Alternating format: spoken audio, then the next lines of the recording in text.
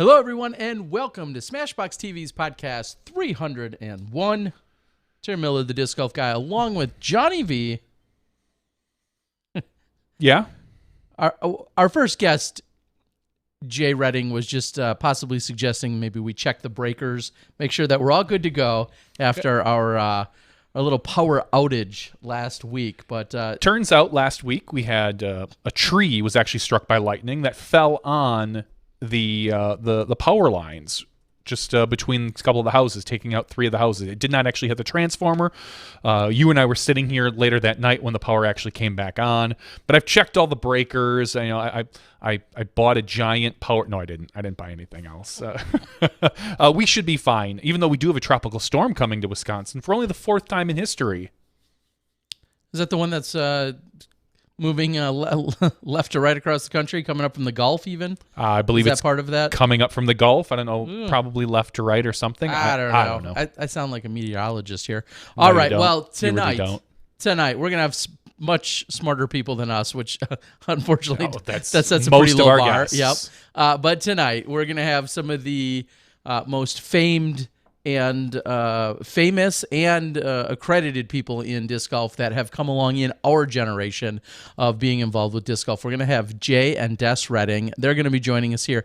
They're going to be our first featured guests in probably about 10 or so minutes. We'll be having them join us.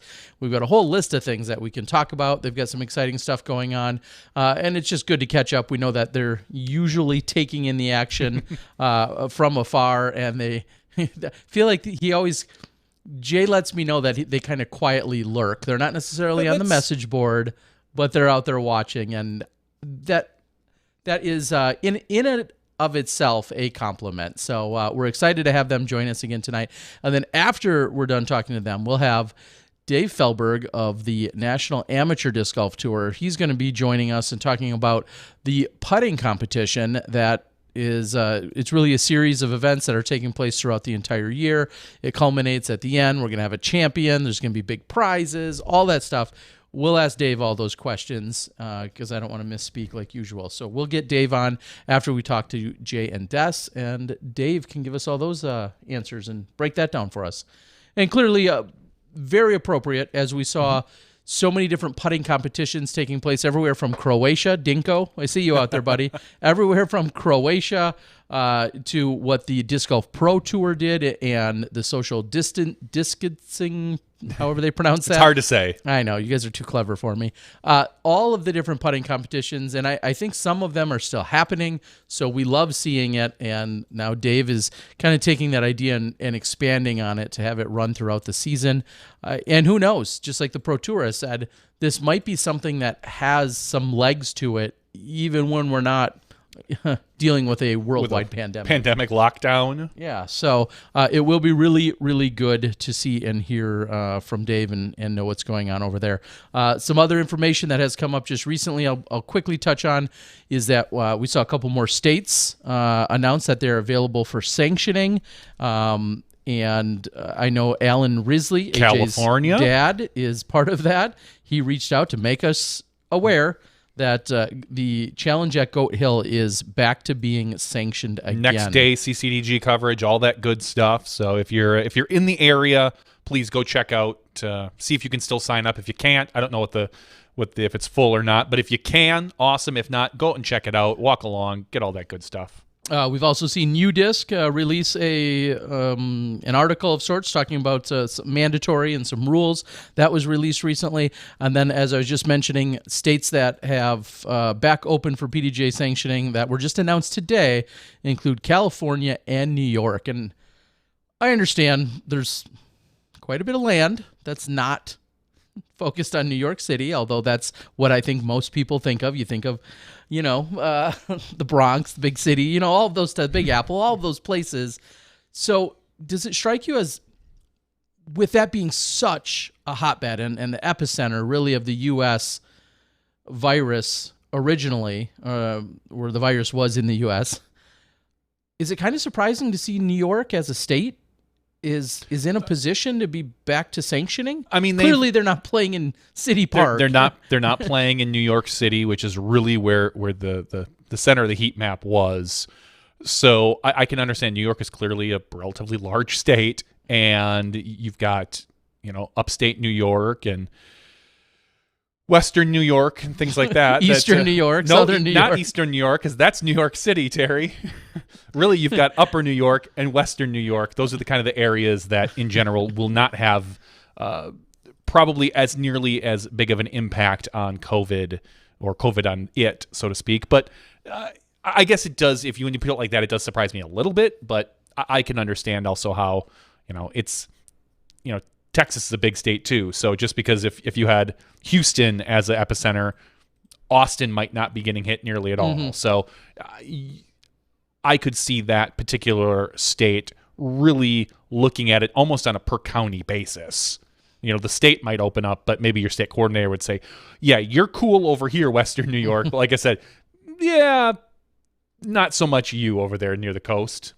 Well, those are some of the states that opened, again, just announced today. So check those out. Obviously, California as well, having so many cases out there. I'm kind of surprised to see them maybe ahead of a few of the other states. But nonetheless, if that's something you're comfortable doing, you're comfortable playing, that's something that you can participate in.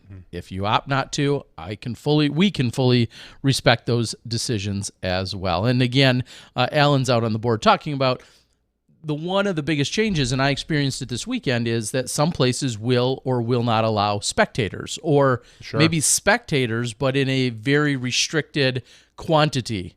And I think we saw the Majestic that way. That originally I thought they had said no spectators, but there were some passes to be purchased, and they were very, very limited as far as who could be on the course. Yeah, that was exactly it. So, and UDIS Josh is on the board, and we apologize that things got cut off the way they did last week with the gentleman over at UDIS. But he said that the rules update. The rules clarification article that they released today or yesterday was about mandatories. One thing that I really like, and it'd be better if I read more, but I love it when articles a few years ago started talking about how long of a read it is. Like would kind of post as not quite a subtitle, but how long of a read it is. So when I look at this on udis.com/blog, so on and so forth, it says Disc Golf Rules Explained, Mandos, and then it says by Alex Williamson, writer and editor. And it says a 17-minute read. Okay. And that's new in the last, I don't know, somebody who reads more would have to update me. Is that 5 years? Maybe 10? I don't know. You don't read either. I thought you were smart. I rely on you to read, so I don't have to. I read real things like books and Facebook and Twitter. Wow. Yes, where all of the goods are found. All of the goods are found. Okay, well, anyway, I love that articles do that because I think that really it's not so much an attention span or whether you're smart or not. It's just whether or not you have time. Yeah, whether you want to get into it or not. So I do think that's pretty cool. All right, quick shout out. I did see there's I know we don't always do birthdays here, but there's a few that jumped off the page at me tonight. Holly Finley celebrating a birthday. She was also celebrating her highest rating at 942, so congratulations and happy birthday. Crispin from Hand Eye Supply, who's done a ton of great work. I see it's his birthday today. Happy birthday to him, as long as one of our locals who does a lot of work in Brandon, Terrio, along with Mark Verocchi. Some of you may or may not know Mark. He's definitely a hero to so many. Not only does he run a good tournament and do a whole bunch of great things for the disc golf community, Mark is the gentleman that you usually see in scuba gear at the Maple Hill course, fishing out the discs. We've caught him a few times on camera, zoomed in on him. That's usually Mark. Try to grab him annually. Yeah. So happy birthday to all of them today. Some good content out there. Obviously, you released some videos from the Majestic.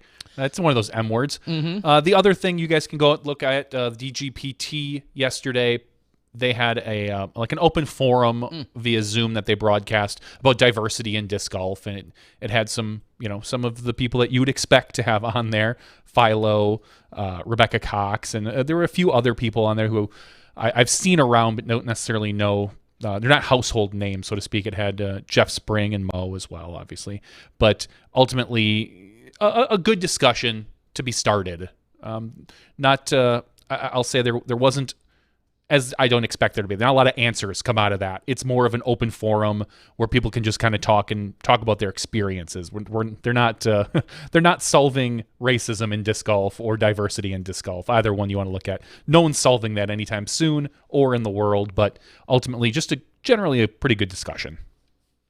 Yeah, and that was streamed live last night. I didn't get a chance to participate in it or to listen to it yet. I was doing some other things on my editing side, but I am excited to go back. I've had the pleasure of getting a little bit more in depth throughout the years with Philo specifically, just because I've seen him now in a number of other countries, being Taiwan, Thailand, Croatia, all in the last few months, actually. So I've had some really great conversations, and I know Philo has a lot of great things to offer, obviously on the course in terms of teaching and instruction, but also with a lot of the ideas and the way that he's pretty forward thinking. Mm-hmm. When he came to Wisconsin a few months ago as well, we kind of had a really good sit down at a restaurant where we kind of talked about a lot of things that he's working on. So lots of good insight that can come from him for sure. I'll quickly. I'll give an official spoiler alert because the coverage is not out yet. So if you don't want to know about the Majestic, if you somehow don't know the details, I'm going to go over it real quick for 2 minutes here. So if you want to close your ears, you can. On the FPO side, Katrina Allen ended up taking down the field. She won, I believe that was her fourth FPO Majestic win. Congratulations to her. She had an 8-stroke lead, if I recall, over Holly Finley after the first round of 27. That got as slim as 2 strokes with just a few holes to play. So Holly was charging or Cat was falling off, however you want to look at it. I know I just saw that it got very close, and then Katrina went on to victory. On the MPO side, a lot of exciting, really good golf, but when it was all said and done, your champion of this year, I believe, is the defender from last year. He defended his title from last year, and that, of course, is the mustache himself, Kevin Jones. He had a great opening round. He was in the lead after the first round. He held on, although I'll selfishly admit I was waiting for a potential bump from that chase card I was covering. I was waiting for somebody to possibly come from there. We had Kale on the card, along with Nico, who was definitely within striking distance. Terry Roethlisberger, I think we saw again. And then James Conrad was on the card, and Jake Lauber. Kevin wasn't having any of that. No. Kevin's like, I got this. You guys just simmer down. Shot like a 12 or a 13 under par or something. I saw that final round. He wasn't letting anybody catch him. No, there was. I mean, I'm sure those guys on the second card put up a great fight, but there's only so much you can do when when the guy who's running fastest is already ahead of you by half a lap. Yeah, that's exactly it. So great stuff. And I am going to take just a moment before we get Jay, who's probably going to call in any second now. I do want to thank, there's some people that reached out. I said that I went really on my own volition to cover the event and to give some fresh content out there. It's been pretty well received, the first round that I've gotten put out.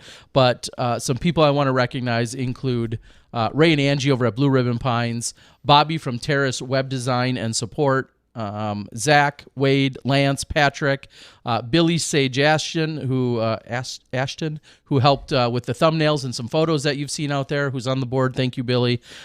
Jason, Kale, my Patreon subscribers. So thank you to each and every one of you, along with UDisc and ParSave, who lent me their drone flyovers, which worked out really well. Like you had to return them? They lent them to you? Yes, I gave them back. I needed to get my editing done by today because they want to release everything tomorrow. So they so you have to return the video files. I gave them back their flyovers. So thank you to each and every one of you guys. That's really how that coverage was able to happen. So, all right. Good stuff. Minnesota was good, and it's crazy to think we'll be back there in a few weeks at a totally different world-class facility. A little further out. Yep. A little closer to the center of Minnesota, maybe. Yeah. Of course, when we're talking about the Preserve, Kale's place, which houses 2 courses, that's a little closer to St. Cloud. I don't know how good you guys are with your Minnesota geography, but Blue Blue Ribbon Pines is in East Bethel, which is straight north of the Twin Cities. And if you were to say go out at maybe the 10 o'clock mark from the Twin Cities, that's where you would find St. Cloud. And then just before you get to St. Cloud is where you find the Preserve. So really excited to go check that place out in a couple of weeks. And that's, of course, after where we make a stop at the Dynamic Disc Open, and that's coming up and kicking off the Pro Tour, restarting the Pro Tour in just a couple of weeks as well. So those are back-to-back weekends. All right, I'm going to tell Jay to call dial us up, in dial us via up. Skype, and it looks like we're going to have Jay here joining us in just a few moments. Is it Jay and Des or just Jay? I believe it's going to be both of them. Awesome. And we'll see what they have going on. They're always busy. They're always doing stuff, always innovating, all the stuff behind the scenes, and making things happen. Of course, we'll probably touch briefly on Edge and some other things that they have in the works as well. All right. Yes, and Diggin' DG, thank you guys so much. Oh, I missed, okay, I said it earlier, Chasing the Bees, I apologize. Also a huge supporter. I said it during my Instagram live before the show. Check out Chasing the Bees on Instagram. Disc golf poetry, media, so much more clever than Anybody. almost all of us combined. Almost anybody. So Chasing the Bees, without the G, Chasing the Bees on Instagram. Please go check out that account. He's got some good stuff, and we're going to work together on some stuff in the future. So appreciate it. All right. Emily asked, did we have any video coverage of the MPO? There was a really light field, and I don't believe that there was... FPO? In FPO, sorry. That there was a crew that was necessarily contracted for that. I know Parsave was almost there in a volunteerish perspective, as was I, and I'm not sure if there was anyone that captured the FPO action or not. I can't speak to that for sure. I know Parsave had grabbed at least the last hole or two, but they may have grabbed way more than that. By the time I got there, I was not privy to what was being filmed. So, and we're going to take just a moment. I think we're going to have them all queued up. I see we've got a Reading sighting. We do. And we're good to go with them? We are. All right. Well, coming in from our Disc Baron Digital Green Room, they're just hanging out, but now they're going to join us. Jay and Des Reading.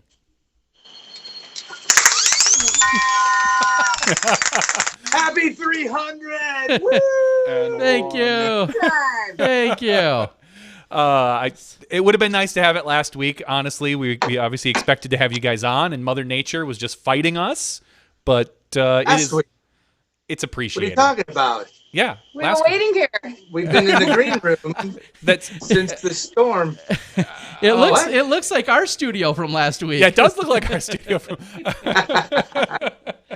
Well, we're sorry to have kept you an entire week in the green room, but Disc Baron is a gracious host, so I'm sure he kept you company. He's been running a sale all week. Yeah, he's kept us good company. Good guy. All right, guys. So let's get caught up with like the basics. Where are you guys? What's going on? Somebody's porch.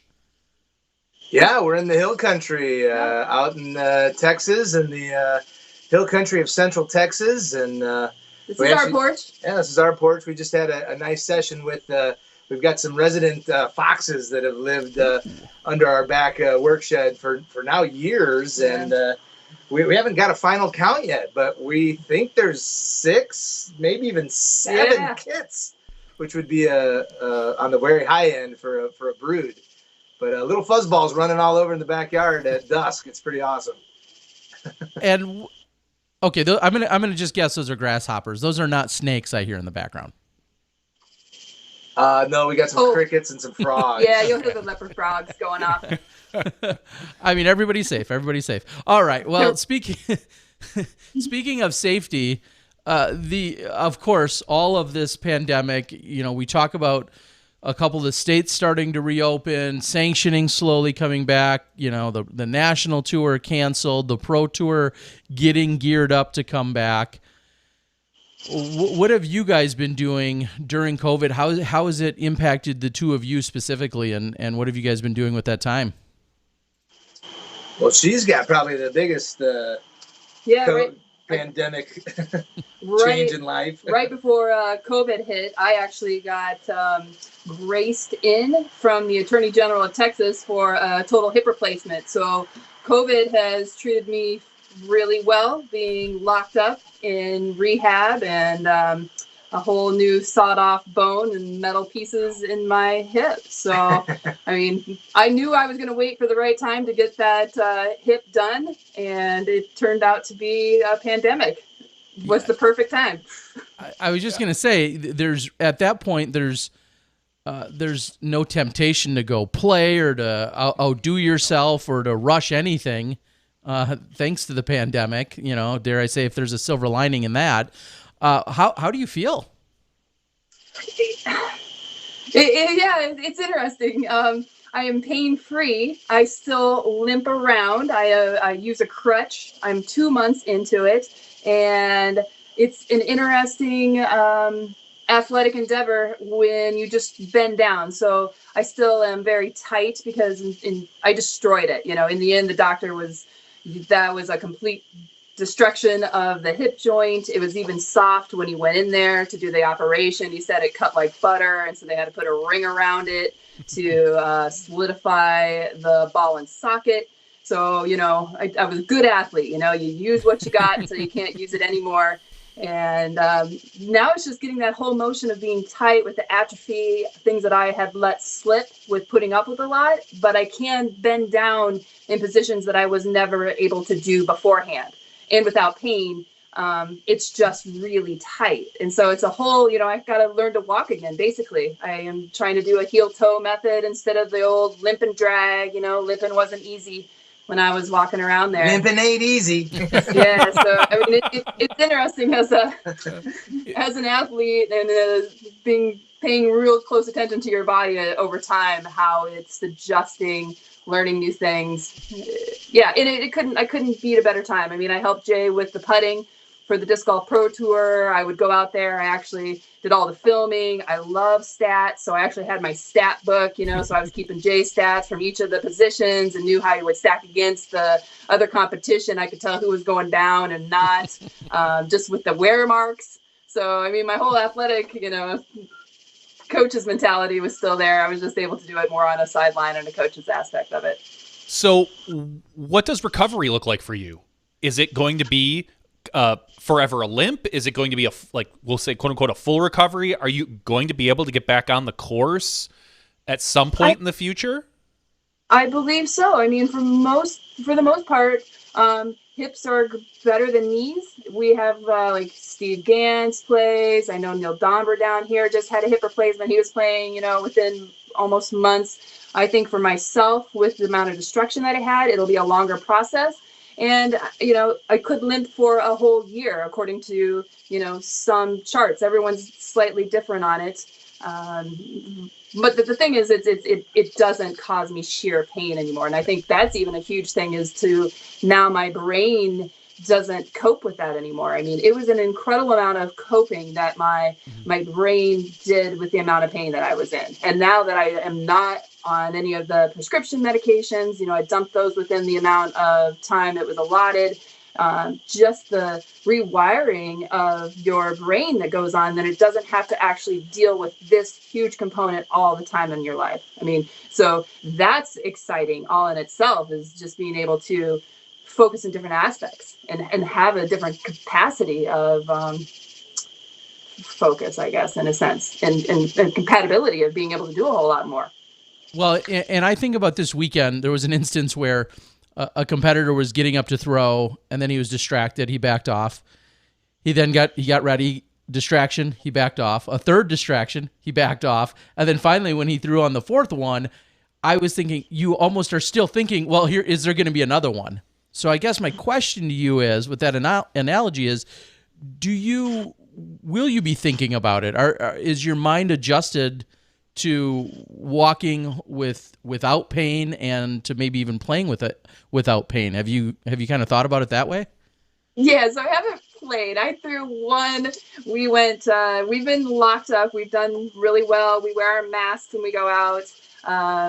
we haven't played any. I haven't played any events. Jay hasn't played any events, but we did go one peach run. So we took a hill country drive in our old like '87 Cadillac, yellow Cadillac. Took it out in hill country and drove it around. Got some peaches, and so Jay brought a disc and he was playing, to a trash can, kind of old school. As we were eating beef jerky and some peaches in hill country, and I was like, I'll throw. And I tried a backhand. No way was I ready to do that. At that point, I was only like 6 weeks in to, after the surgery. But I did in the yard throw a couple forehands, and those work really well. I think you're always going to be conscious of it because for me, it was so ingrained. I put up with it for so many years that I developed different habits. Like I could pick up so many things with my toes, it could be, I could snag that stuff from you. I wasn't bending down for anything. I got a little toe grab and swap it up there. I could throw it and catch it. It could be a ping pong ball, So, we all evolve. Evolution is true. So I think medically, she's at a point where it's actually pretty amazing as I've been, really researching all this. She has titanium actually in the femur shaft. And what's happening now during this time right now is the bone is actually has figured it out. All the neurons have rewired themselves to be like, okay, we have to deal with what's going on with now. And so now the bone actually starts fusing to the titanium. So, it could be a couple week process. It could be even a couple months for some people. But yeah, I mean, it's going to be solid as all get out here before too long. And I've watched it. I'm proud of her. She's staying really hardcore with the rehabbing and stuff. Not like that was going to be a surprise as an athlete forever, but she's already making huge leaps and bounds. And she'll leave her cane at this point and start walking around where I'll be more like, hey, shouldn't you be on your cane? But in the end, it's motion is lotion. So, she's ready to kind of start pushing that a little bit, and I think she's doing awesome with it. And now, obviously, in the last couple of years, you and I forget the exact date. I'm sure you can tell me, but you've taken on the role with the PDGA, and I don't want to say could it be any better timing, but it seems like these things are all falling into place, kind of all at the right time. Is that a fair way to put it? Do you see it that way? I think it's, I do feel like it's just a process of, you had hit on it. We all have come from the same generation, like I remember when you guys were just in college getting into disc golf. We were just out of college, from I think 5 to 6 years might separate us, maybe 7. So yeah, it's just kind of like it's been a complete progression in my career, and Jay's too. We took disc golf as a college athlete to the most that it possibly could, a world champion disc golfer, and then decided it was a good opportunity, and especially like our generation in disc golf took disc golf and made careers and businesses of it. SmashBoxx has done the same. You're going to have Feldberg on. He's done the same. So Jay and I have, Brian Mace back in the day had Mace Man doubles. Everyone's had a bit of a niche, and we were in a great generation that took an opportunity of disc golf on a surge and then created our own entity of a way to survive. And for me with the PDGA, all the hard work that we did beforehand is just a new evolution to take all those means of work to another level and hopefully broaden that impact of reach. So it's been a 20-year process, and yeah, has it fallen into place? Maybe it's just been the past that, continually just, you keep throwing the disc and you see where it lands, and then you go from there. Well, and I remember there's an old saying that one of our friends used to say all the time about how lucky I was about this or that happening. And then it was about that time I heard the Benjamin Franklin quote about, I find the harder I work, the luckier I get. Well, you guys have put yourselves in the positions to where you are today, and to the things that are happening now have been a culmination of all that work, which is exactly what you were just saying. So, and now Jay... Right. With a full-time job, though, with the PDGA, I think, that leads itself to that. I mean, in the end, are you working full-time right now? What do you... Oh, well, I am one of the furloughed PDGA members. But I kind of thought you were alluding to that a little bit, Terry, but... Well, I guess there was two different ways to go at that. What's that? I'm just furloughed. I'm just Okay. saying. Well, so We're all doing our part. yeah, and I was saying it's not a surprise or luck that you're in the position that you are with the PDGA in terms of the job and the task that goes along with it. Now, so on the reverse of that, it is unlucky in this only sense right now that the pandemic has hit, and that means that you personally are furloughed. We've had a few of the other PDGA employees furloughed. Simply put, there's not tournaments. That's a major source of revenue for the PDGA right now, and that's affected yourself. And what has that done for both of you? And that includes Edge and everything else. Schools, very different approach this year. Yeah, definitely. But I think even with Des's, furlough, that turning lemons into lemonade with the timing of having to be able to do that surgery and not have to concentrate on a full-time job, that was a little bit of a blessing. On the educational side, though, overall, I mean, we're in a tough spot. Just trying to navigate the new waters and kind of figure all that out. I mean.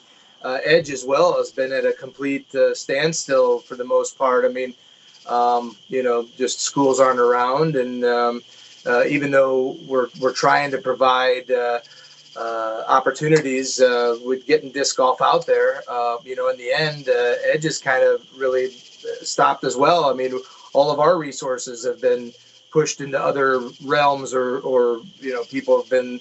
Not having to have time to put in on everything. So it's a tough time in education altogether. But that being said, I mean, personally, I've been just as busy as I was beforehand. One thing that's kept me sane the entire time is in my local community approached me pre-pandemic about putting in 6 holes at a local park. And luckily the funding came in right beforehand, and I was able to go into the park even though it was closed down and design and work and cut out, and we created 9 holes and had a couple work days towards the end with cement and everything where we all kind of socially stayed apart as much as we could and got some work done. So we got a new 9-hole course in the ground here in the area, which is very exciting, especially considering that most everything else has been completely at a standstill. So that's been cool. And it's a really good course. It's kind of, when I left the PDJ, Joe Targaloff and I were having conversations, and even with the PDJ in the Clip Town, we made the course directory more accessible for families and youth by adding different drop-down tabs to differentiate between courses that are less than 5,000 feet and less than 2,500 feet. That was not in existence on our PDJ directory. And those are those necessary courses that everyone needs to get started. So the course that Jay put up in our hometown is just that. And one of the local board members, his grandson came and he got turned on, those courses that are under 200 feet in length on almost every hole are crazy great resource that we shouldn't overlook when we continually put courses in the ground. Everyone that is a disc golf eccentric really wants to put longer courses, and for every long course we should really try to put 2 smaller courses in the ground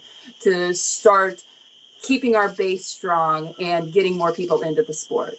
Yeah, I couldn't agree more. I've been very fortunate with that sentiment that many of the courses, whether they've been on school grounds or in communities and park and rec departments, more often than not, in the 30 or 40 or 45 courses I've done, have been shorter, beginner friendly, and then those turn into leagues, those turn into community outreach opportunities. There's so many, those turn into Boy Scout and Girl Scout troop, badge earning potentials and Eagle Scout projects. Those are so crucial to really the growth of our sport. And like you said, we love seeing these big monster courses that challenge everybody that really are only probably appropriate for about 2% of the population.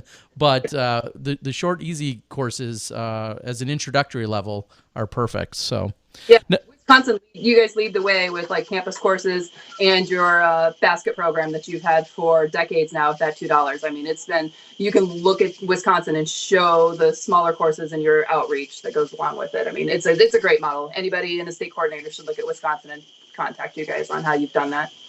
Couple other little tidbits. I saw that the Disc Golf Pro Tour just edited up and got out the video from the Waco Charity Classic, which was their Community Connect program, which the Educational Disc Golf Experience is a part of, as well as our other youth program partner, UPlay.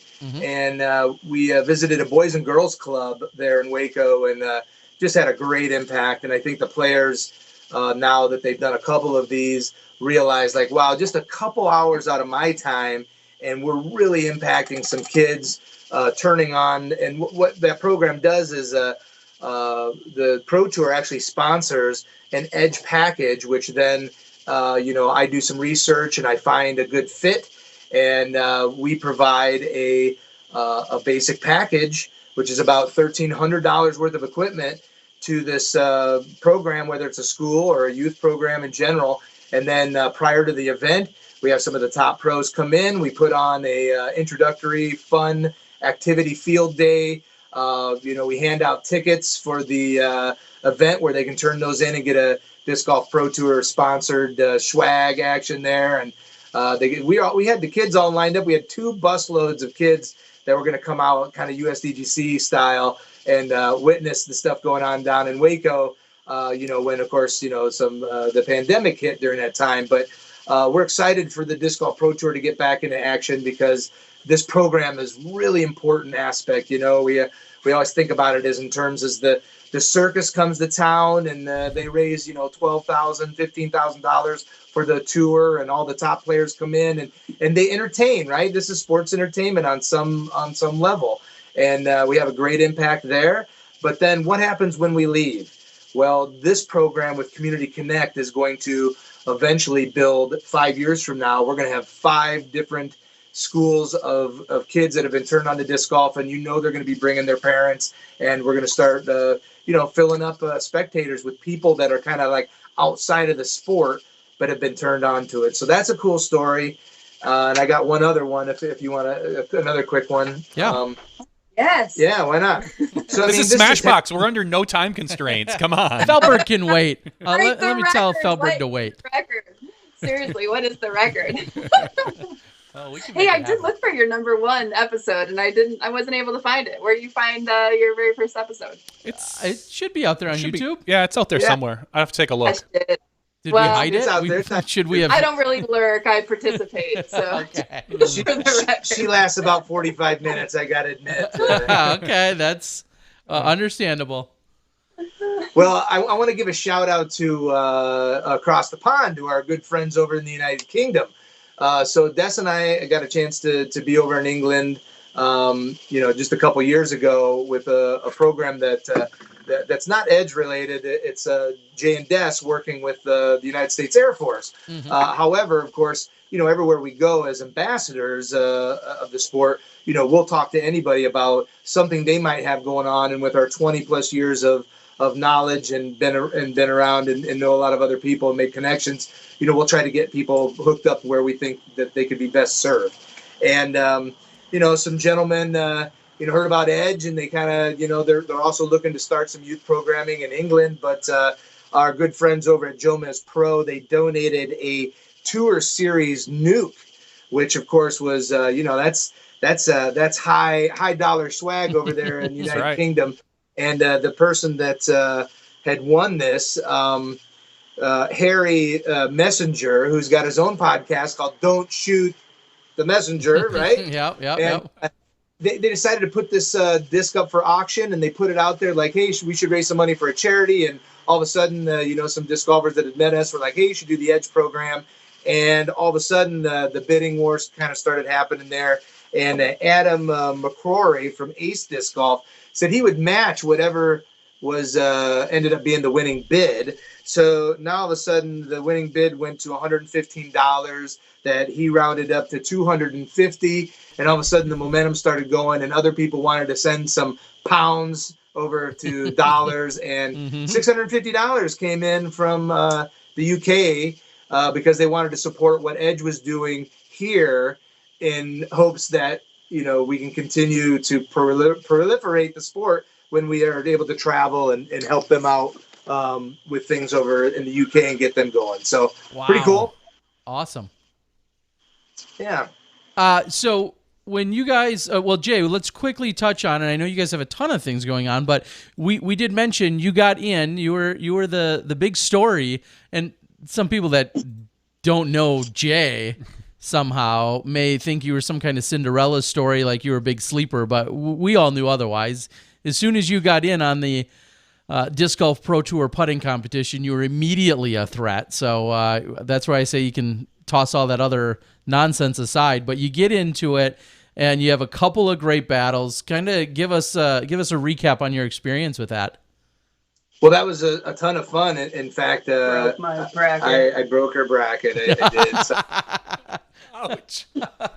I actually, I wasn't sure. Like, I knew this was going to be a good time for people that were, kind of socially connected to kind of put some content out there. And hats off to all the young dudes that are just putting out, great content over the COVID stuff. But, a DJ Heck Yeah put out a call out for some putters to doing his national contest. And I was like, you know what?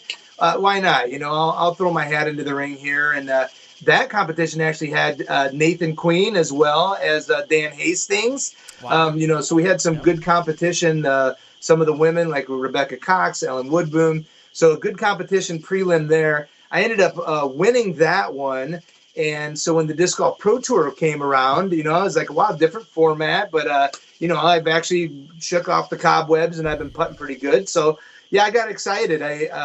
I kind of wasn't sure. I was like, I'm not sure where they're going to seed me at because, the Disc Golf Pro Tour and, now I'm Grandmaster eligible.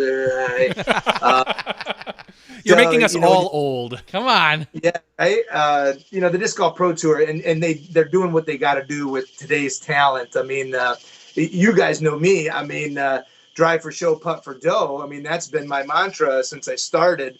I played collegiate football, tore up knees, never could really throw far, but really concentrated hard on the short game. And I've made a very healthy career on the playing side by being that deadly putter. So it was a great chance to wow, here's a chance to kind of showcase another aspect of the sport that's actually in the end the most important aspect of the sport. So I was really excited to be in on that, and knowing I didn't have stats, I was like, well, where are they going to put me? And then when Jeff hit me up and was like, hey man, he's like, you're actually going to be like a play-in seed like they do in the NCAA. And I'm kind of laughed a little bit at myself because I was just like, oh, that figures. That's no sweat for me. I come from a mid-major university where I played football. Northern Iowa is used to being the underdogs. I mean, we've knocked off number 1 Carolina and number 1 Kansas. I mean, why shouldn't I be able to make a play in and make a move there? So a lot of fun. Got to play against Matt Dollar right off the bat, who was the number 2 seed overall, and we knew that was going to be a big battle, and it really did. Fun contest though. I think you got to see a good little shot at some players' personalities, and it wasn't so serious, but yet so serious as in Simon really thought he was going to put a huge feather in his cap by winning this thing, putting on a skill shot target. Skill shot, yep. Come on, man. Trick it up later. Yeah, youth and cockiness, I tell ya. Didn't pay off this time, Simon.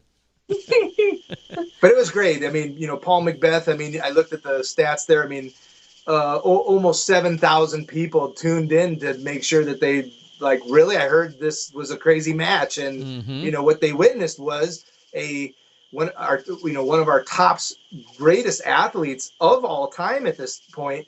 If you really study that video, you can see Paul basically rolling out of his garage and setting up the target at the top of the hill, and then being like, all right, there's some money involved here, and it's for a good cause, and it's going to continue to get my name out during the pandemic times, and it kind of came to get him a little bit. Yeah, but his in his interview, he was putting courses in also, which is a huge distraction and a lot of different labor that you're using. Yeah, so for he actually sure. was putting 3 courses in at the time. So Well, I'm gonna give are you Paul making excuses for Paul Macbeth? She is. back. It's not an excuse. He broke her bracket too, so she's got a. I'm pretty sure that one of those same contests that I had, I took out like 20 cedar trees with a handsaw and yeah. Yeah, in Take one of that, those matches Macbeth. you lost. Oh, wow. You're lucky, Reed. Too You're lucky. soon. Too soon. Ouch. Ouch. Just brutal. Someone's sleeping on the porch tonight. I'm not sure which one. Yes.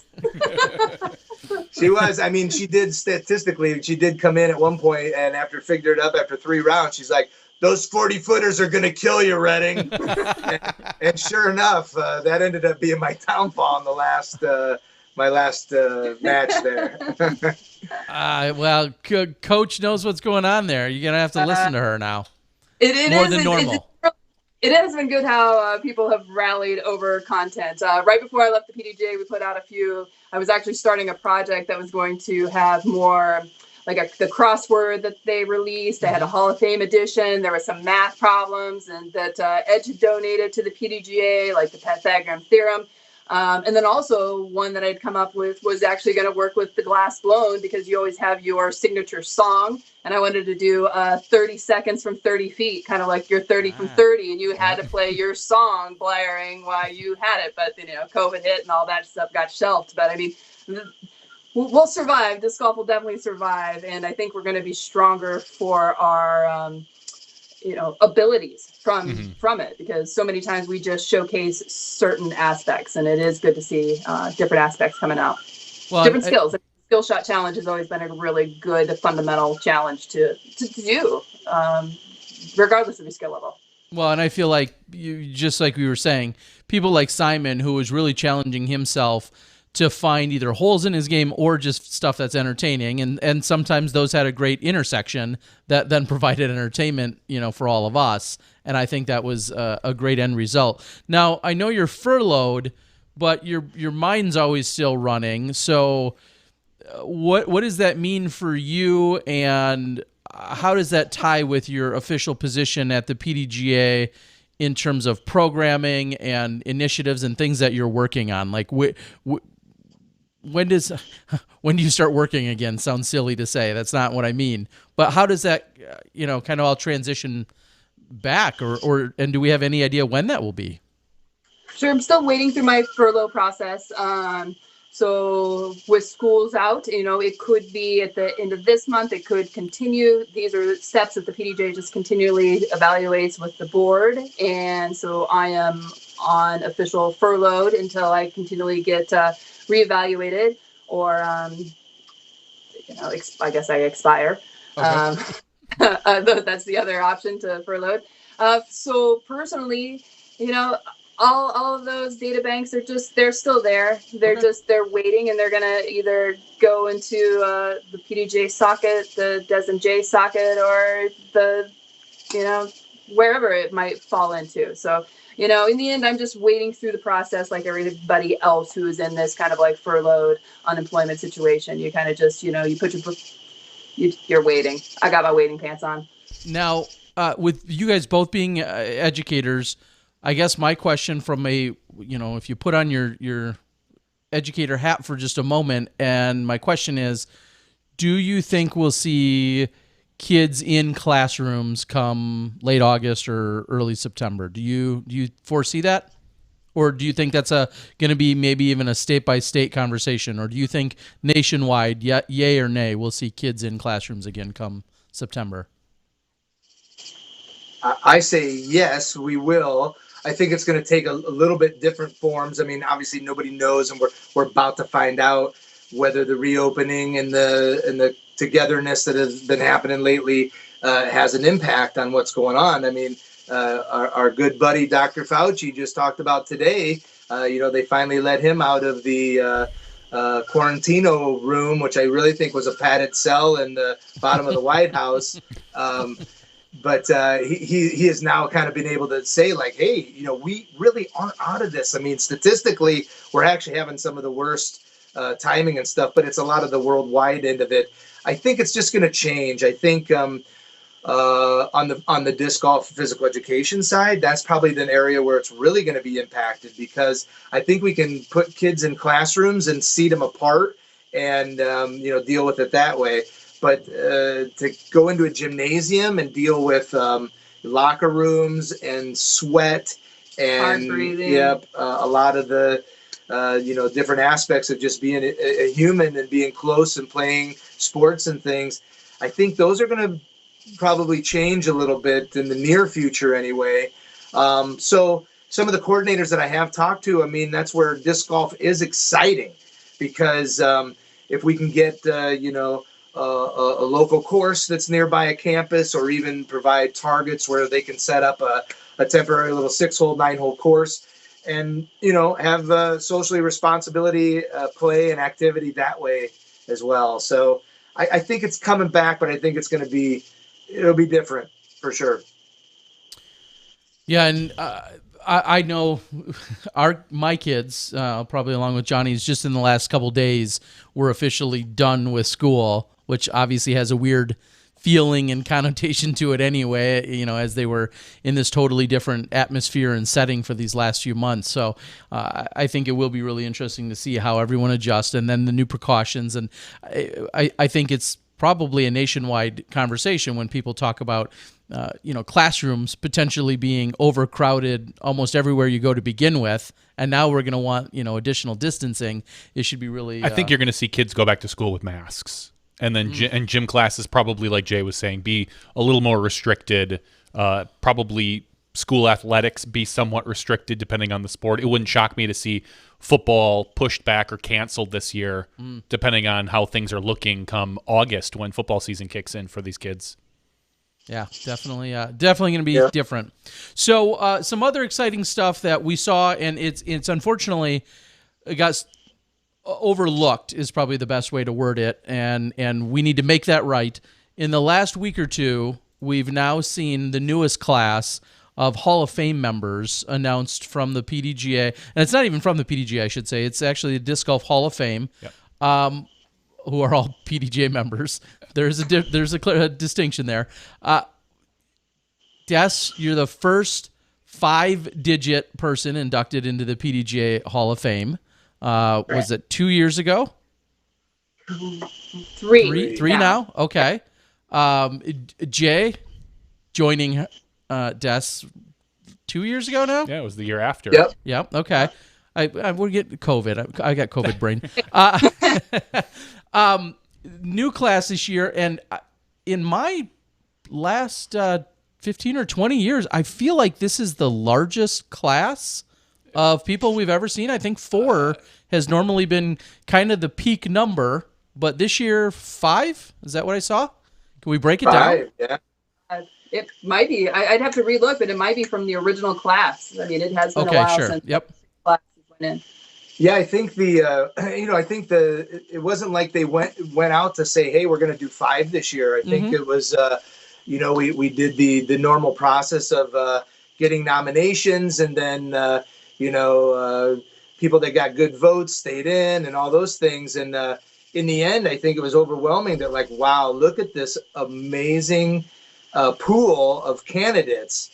And, we'll just see where the voting goes and see what happens. And, in the end, I'm not privy to any of the numbers or anything like that, but obviously there was enough, votes in the right places that it warranted 5 people, and all 5 are absolutely worthy candidates. So yeah, we'd love to introduce a few of them to you all, or all of them to you guys, and the Smashies out there. I mean, this is a part of our history, and we're in disc golf. What we say is like 3.0.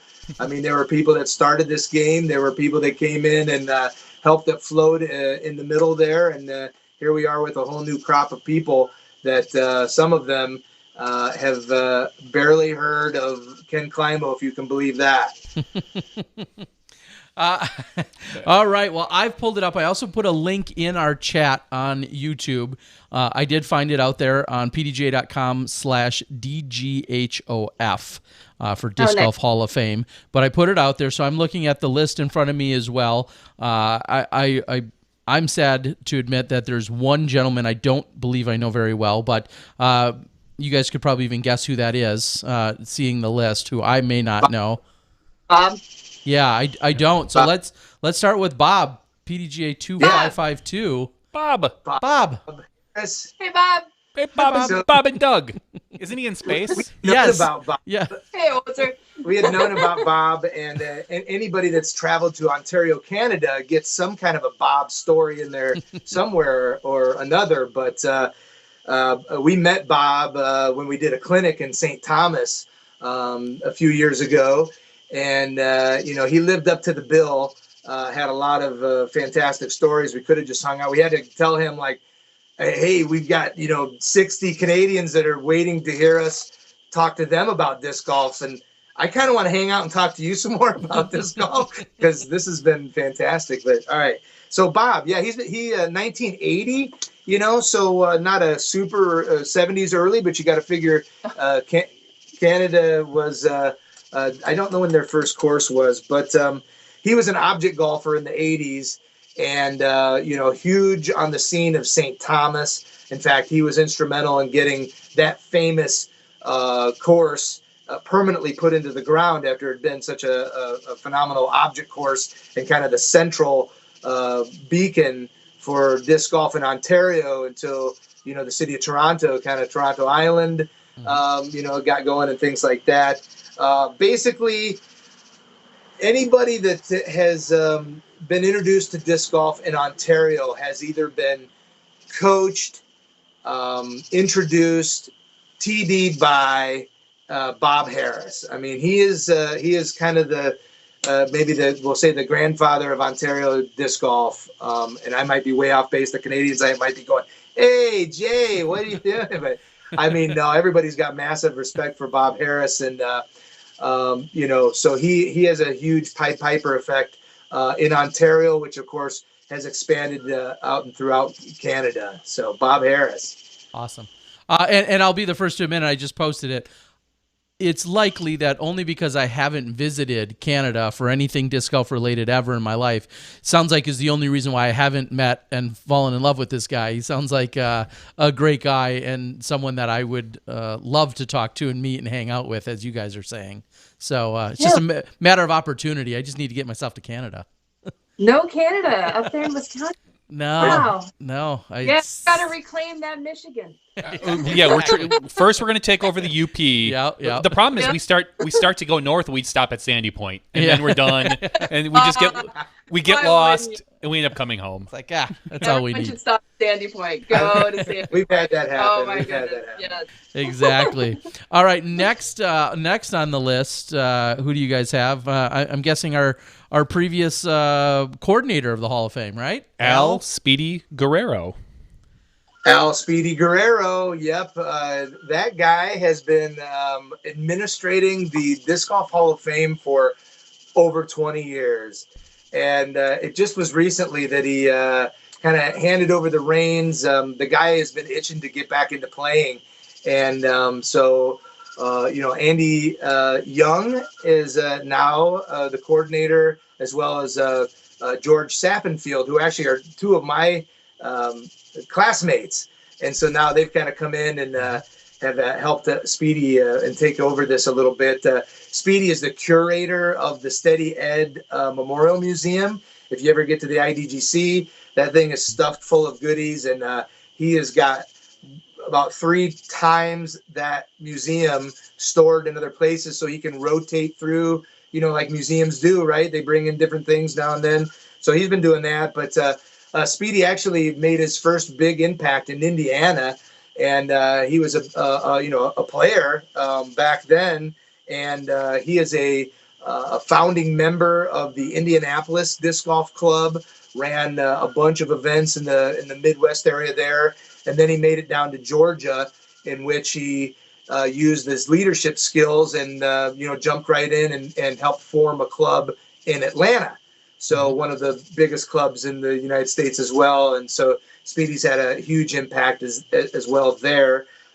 He's an interpreter by trade.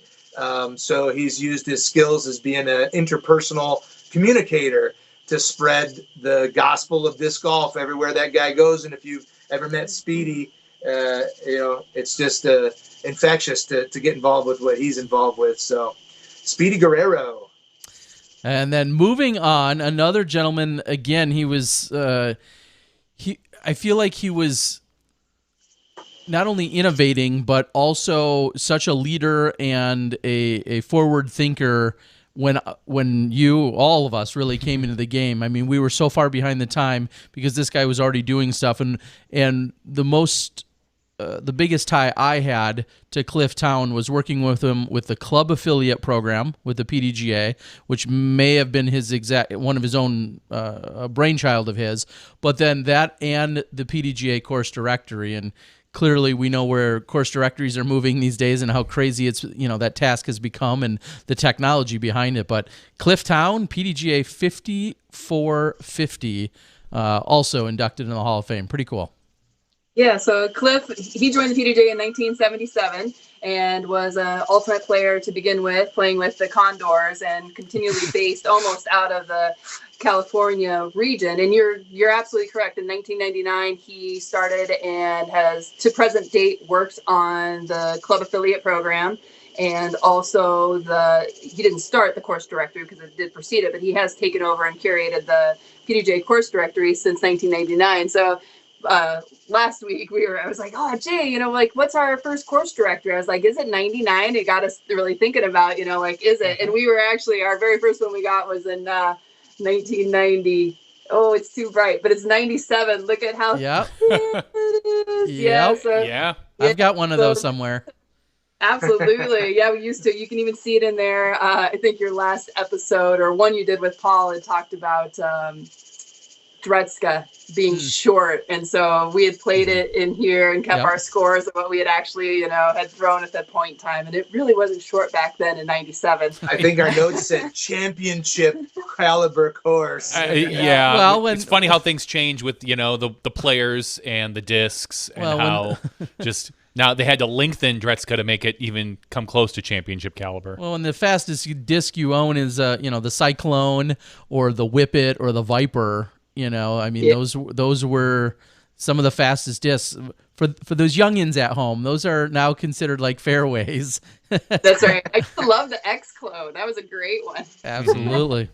Yes, Cliff Town, I know, so diligent, and I feel like he was also helping bridge the gap from the paperback and physical paper into, kind of bridging into the web and technology. And I feel like he's always been kind of one of those guys that was right there kind of bridging that, those two, we'll say, generations and those two approaches. And super Absolutely. great guy. So with Cliff starting at the beginning, sometimes, as beginning players, you can just like stay in the paper mode and want to stay with old school. Cliff always had that foresight to, no, disc golf is going to evolve. And so he did step forth and has always worked. Just like I said earlier in the interview, when I thought about the idea of having the smaller courses listed, he was on it to be able to change it within the PDJ's course directory and saw the benefit of that. And he's one of the very first people to actually get the very first course in LA put in, which is a huge thing for, disc golf. Anytime where you can crack that concrete jungle, we've established ourselves. It's a good feeling to be able to get a course in surrounded by concrete. And so Clifftown has consistently been with disc sports and has latched on and facilitated disc golf to its fullest throughout since 1997. Awesome. And now the next gentleman is someone that I remember. Johnny remembers him, but he's tied in my head with Max Voigt for some reason. Like they are linked together. That era of the foreign player, just that could crush a disc back in the day. Well, and the huge performance that he had, I think of namely the 2000 World Championships. At the time was the highest finishing foreign player that we had at a World Championships, and just incredible skill and prowess. But I never saw much else from him, at least stateside. Clearly, he's continued to do other things overseas. But Jesper Lundmark, PDGA 15239. Yeah, Jesper Lundmark. I think you called him Finnish there. Or no, you said he finished. Highest finish. Yes, Okay. yes. Now he is actually Sweden's Yep. favorite son, and Jesper's got a great story. He's one of the kids that had a disc golf course not too far from his house. So at 10 years of age, he was introduced to the game of disc golf. Now, Jesper, we all know, is a great athlete, probably could have excelled in anything that he did. In fact, he did play other sports. He was a very proficient hockey player. He also played soccer as well. But he really liked disc golf. And I think his parents were a little befuddled about it. In fact, oftentimes there were stories about coaches that would come over to the house and where's Jesper? Oh, he's over at the disc golf course. And then they'd be traversing the course and like, why are you playing this game? You should be practicing your hockey skills. You should be kicking a ball. What are you doing throwing these Frisbees around? And, he really wanted to give a shot at this and kind of fell into that family of burgeoning disc golfers over there in Sweden, which, had a pretty good, he's really considered Europe's #1 player of all time at this point. And of course, that story isn't done being told. He has won a major. I think Simon is still looking for his first one. And, otherwise there are people waiting in the wings. But Jesper was a dominator in the European scene, and there wasn't a lot of transfer when he came over to the United States, and he always played super well, was a crowd favorite, of course, as a foreign player there. But a little update on Jesper. He actually he has bought into and now is the owner of a baking company.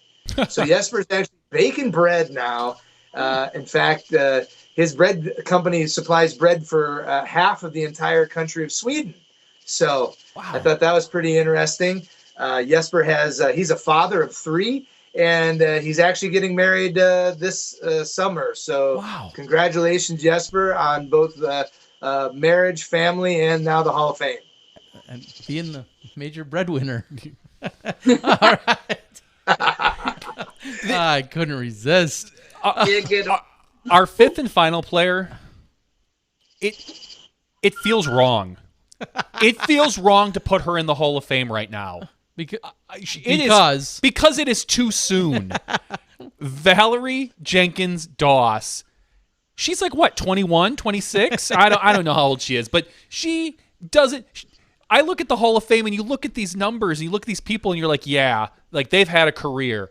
I don't feel like Val's career is over, and I don't want to see her in the Hall of Fame yet. I feel so old. So I'll clarify. I'll dig you out a little. It's not too soon. She's too young. That would be a better way to word it. They're going to have to they might still have to scratch off some of the things they write in there to edit them. And well, they put Kenny in when he only had 5, right? So, all right, guys. Valerie Jenkins Doss. One of the most prolific disc golfers of all time. Someone that really, I feel like she was in your shadow, Des. And Des passed the baton to her. Yeah, that's not a height joke either.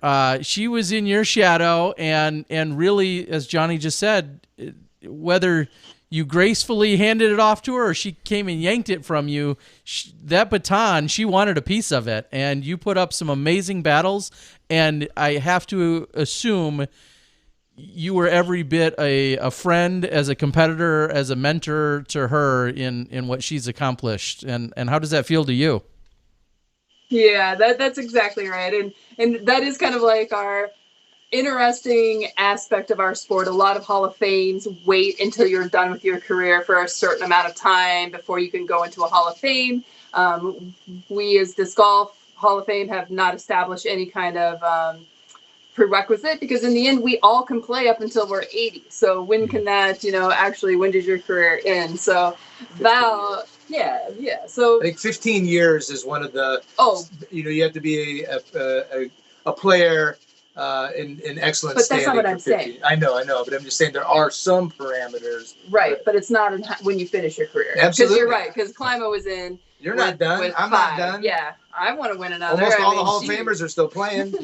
But yeah, Val, yeah, I did not gracefully pass that baton off to Val. No. She held on to it as long as she could. All right. So I know there was some battles back and forth. I didn't assume you would just roll over and hand it to her. No way. Like with Paige Shue, Pierce, Val, I think as athletes, and especially women's athletes, we hope that we can all inspire. We would be completely selfish to never share our knowledge. And so I hope like Val and I's relationship has went through all of those gamuts of being I'm sure I'm a mentor to her just because I was the reigning hierarchy at that point in time.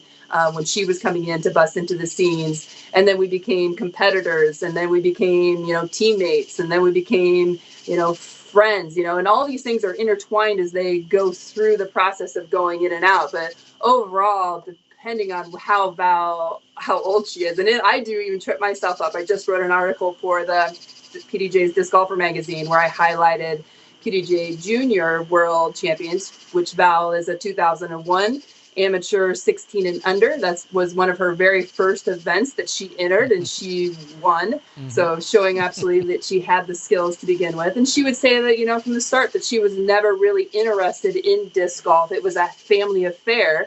And it does show as you always hear parents, how can I get my kid involved? The best thing you can get your kid involved is play with your child. Go and take them and participate. Don't let them tag along. Actually play with them during the round. And that's what with the reoccurring themes came from Val, Das, Jenkins Das, Paige Shue, Nate Sexton, David Wiggins Jr., Paul Ulabari. These were all people that I interviewed. Their family actually played and participated. So Val is a complete product on that. But when we were playing, she came and yanked that baton out of me. She was, she had some drive and she had that desire to continually step forward. I think what I feel the most proud of with Val and getting in is the fact that as someone that you go from this point in your career where you're the high and you're the top and now you're not anymore. And especially in the women's field where it's an all or nothing kind of mentality, where the men actually have a little bit of a grace. People look farther down the list, maybe the top 10. When I was playing, it was the first one, maybe second place got a nod and third place never even got looked at.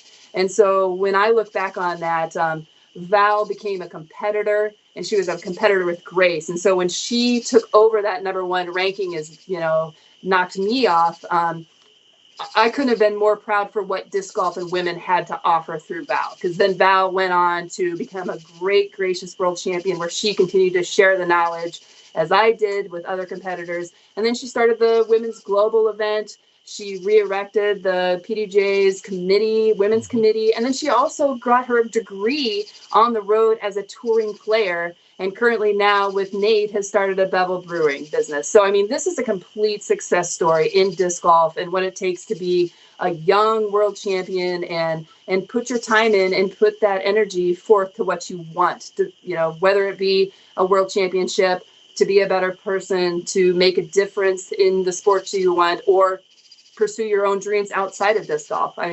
Val is the epitome of what you can do in your life, regardless of what you choose to do. So yeah, as a woman, as a friend of Val, as a fan of Val's, as a competitor, congratulations, Val. It couldn't have come quick enough and long enough overdue. You can say what you want to say. You earned it. Yes. Yeah. 110% has earned it. Even, again, all the world championships, but then the outside stuff she's done. And she's moved on now where she's doing media. Like, she works with us to do commentary on a lot of the women's coverage now for live. And her disc golf career isn't over. Whether you can say her best playing days are behind her or not, she still has a future in the sport in other aspects. So I'm really excited for her, and I couldn't be happier for her. Yeah.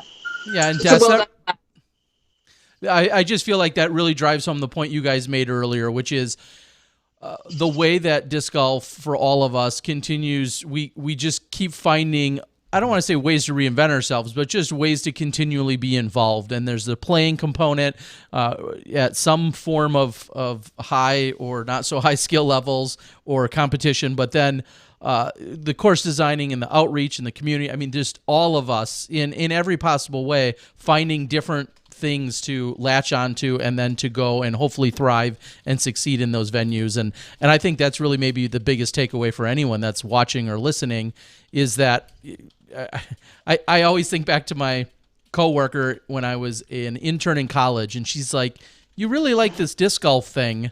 You should like do that for a job or a living." And I just laughed at her. I'm like, unless I want to pack boxes, at a company, there's no jobs in disc golf. And that was in like the year 2000. And obviously things can blossom into so much more, and there's so many more opportunities now. Whatever it is, just go out there and work hard for it. I think everybody, That's right. Everyone can do that. It is true, and support those that are working hard. I mean, because it's going to create more opportunities. I mean, I made the joke that I am not quite the lurker. I participate, and I do. As we've been on COVID and I'm working, I will click on people's content to make sure we all get some the clicks and participation. Because that's going to make a difference in the long run. And same when the tournament directors has those T signs, and you go and eat at the local sub sandwich, you have to say that you're the disc golfer when you go in there. Just to come back and tell the disc golfers you went there doesn't make the difference. And you have to make it through the establishment. So continually foster what we go forward, and the people who are putting their sports out there. Like be a patron of SmashBoxx.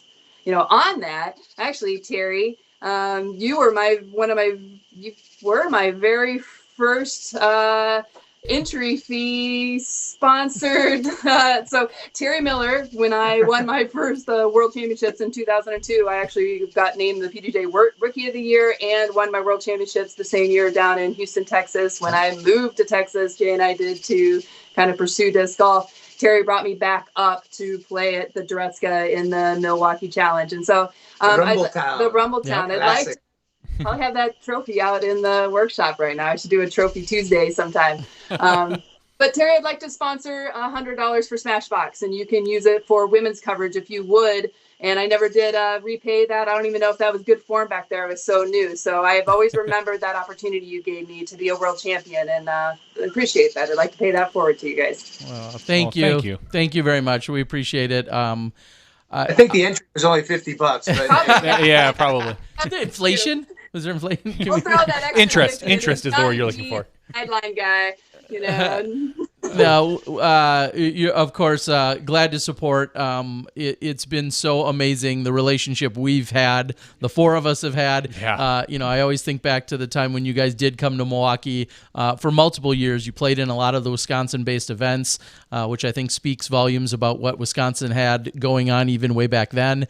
Some big events, or medium-sized events, all of them trying to do the best we could for when the touring pros or the regional pros came through. I mean, the fact that you guys slept on the floor at one of my apartments in the late 90s, I mean, is kind of a funny story all in itself. And the funny story is when we set our tent up out at Mississippi. No. The one in Wisconsin, Mad City. On the port. At Token Creek. Probably Token or something. We came in town for the Mad City out of Iowa. It wasn't Elver. It was getting dark. High stand? It was High stand. We just set our tent up in the fairway. Around like Which is funny because I don't know if they allow camping at High Stand. There's no camping there. These guys didn't care. No, there was night golfers. They didn't care either. They came by us. Oh my god. Hey, Terry, I know you and JV are hanging out there in the SmashBoxx studio, which nice work on that, JV. Thank you. I watched one of your remodel homemaker videos. Yeah, nice work there already. Yeah, I just put in all the trim and sanded it today, so it's got to get one layer of paint now, and then the trim is done. So. Hey, Terry, though, I don't know did you bring your golf bag tonight? I mean, can you ask your disc golf bag if it received a hot sauce? I heard that some human broke your disc golf bag's hot sauce, and your disc golf bag is very disappointed So I thought I'd send a new one. I do appreciate I appreciate it so much. You clearly heard the story about when I jammed my hand into my disc golf bag to only to get hot sauce and glassed shards in my fingers. So that's a great combo. Thanks to Jay's hot sauce. And so I do appreciate it. I do not have it with me, but thank you so much. Jay, let everyone know so we don't sound too crazy here. What is it that they can get their hands on if they want to reach out to you? What exactly do you have to offer? Well, yeah, I guess, Des I don't have it with me. I'm sorry. Des has her own bobblehead, and thanks in part to you. That was what your financial windfall opportunities. Look at this. Aye.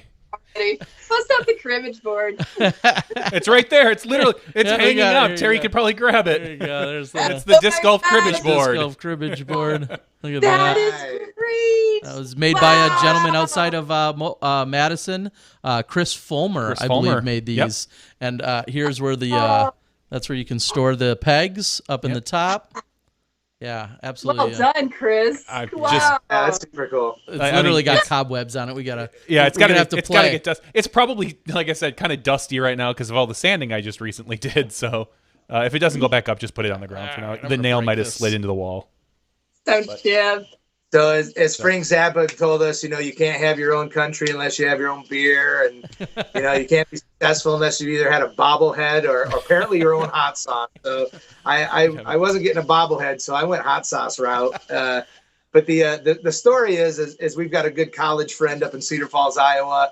Out of college, he started Pablo's Burrito Shop, and that's right in downtown Cedar Falls, and it's a farm to market. So as much as Chipotle is a corporate fresh, burrito kind of place. Yep. This is actually like he knows the farmers and picks out and grows his own peppers. He's a disc golfer. And so, I collaborated with him and created the profile for the Sweet Yeti Fire, which is a habanero pineapple hot sauce. So it was a lot of fun trying to nail down what kind of Scoville units I wanted in there and really nail down that flavor profile. And he's got a commercial kitchen, so now all of a sudden the hard work is all over and those dollars just come rolling in. No, there's no money in the food business, but it is an absolute joy. And we were able to replicate the sauce recipe. We've got 22 batches going, and I cannot keep it in stock. And you can mostly get it with me on in person, really, because it's in a, we can't really ship it. They break, and there's not a lot of profit margin, and blah blah blah. But come see me. I usually have some Sweet Yeti Fire, and I'd be glad to hook you up with some of that. I had 3 cases pre-ordered for Glass Blown Open from people that bought it the year before. That's how good it is. So, you can always call up Master Lee at Pablo's Burrito Shop in Cedar Falls, and he can probably hook you up with some bottles on that end. Cedar Falls isn't too far away. I know. When I'm thinking hot sauce, I'm thinking Iowa. Cedar Falls, let's go. Cedar Falls, Iowa. I've only been to Cedar Falls once, but Hey, well, I'll continue the other side of that package, and maybe you don't have it tonight, but I sent you a disc for a giveaway.